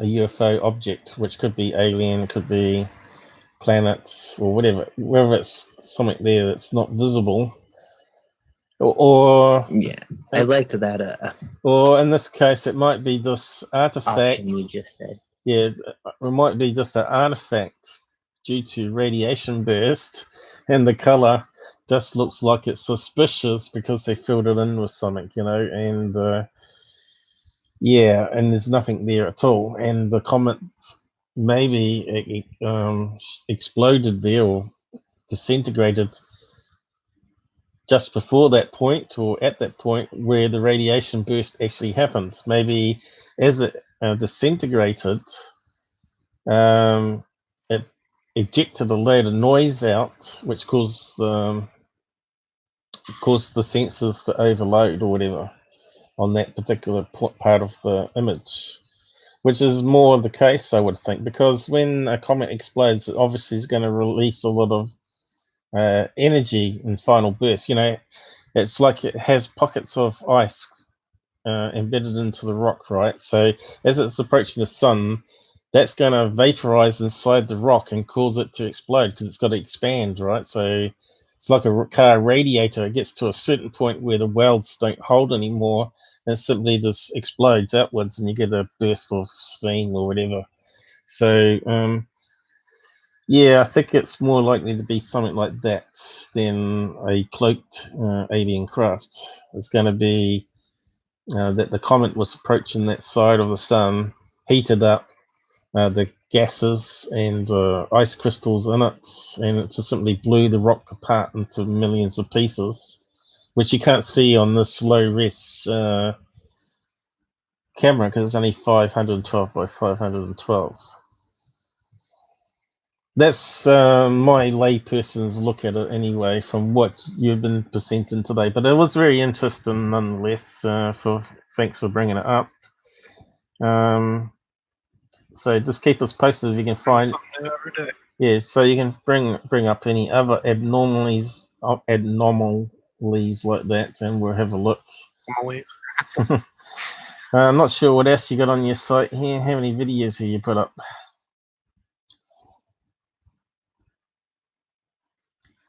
Got like only really 3 videos that are worth anything. Make ET. UFO caught on stereoscope. So when you say UFO, you're not Did actually. you do that, Art?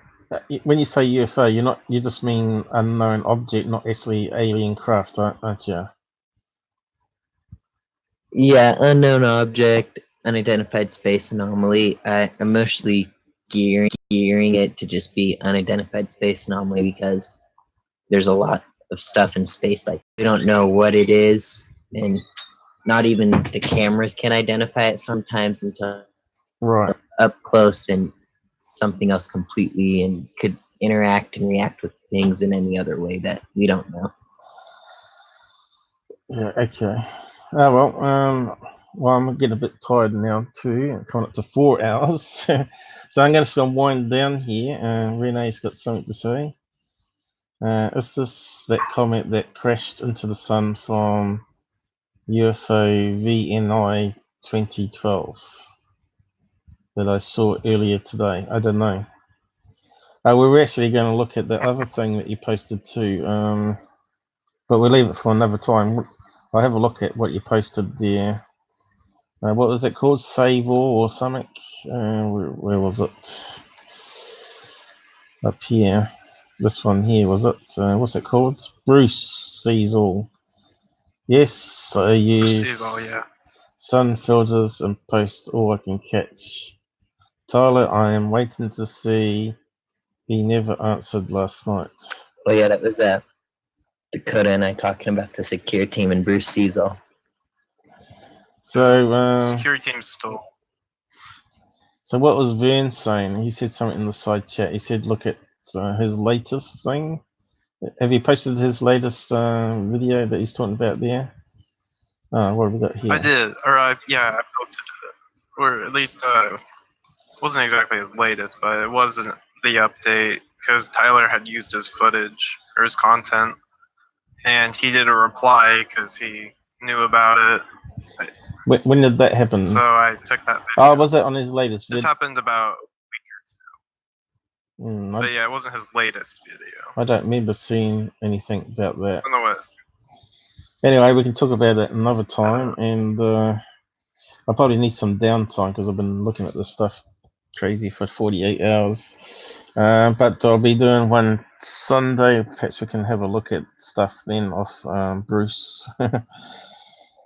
Is his name actually? Is his name actually Bruce, or is it just a tagline he's using? His name really is Bruce. All right. Okay. So I'll look for that for you, and then I'll post it into the chat. Yeah, bring up next time, and we have a look and have a laugh or whatever. So yeah, I'm just gonna disconnect from you guys and shut down the live stream now. So I'll see you my Sunday, which was your Saturday, of course, but it'll be 7 p.m., not 1 p.m.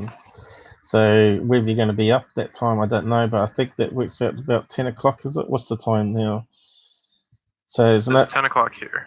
So yeah, it might be a bit too late for you guys. So it's 5 p.m. here now, and it's 10 o'clock Thursday for you. So so I'll be doing it 7 p.m. Sunday, which will be midnight Saturday for you. I suppose you'll be up in the weekend at midnight though, won't you? But anyway, we'll see how it goes, see if you're around. And if anyone else there that wants to join our Discord, I explained how to do that. You can find it in the About tab on my YouTube channel. And you can just sign up and post your links like these guys have today, and we can include it in live streams. So I'm just going to close this down now, guys. Good night. All right. Good night. And I'll close that down too.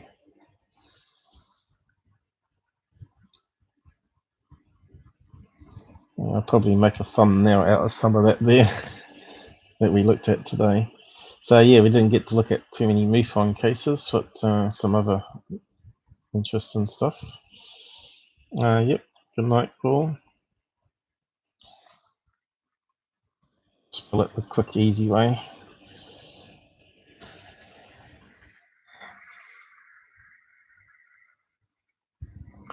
So I'll just run off. Please like and share, and I'll just play the music now.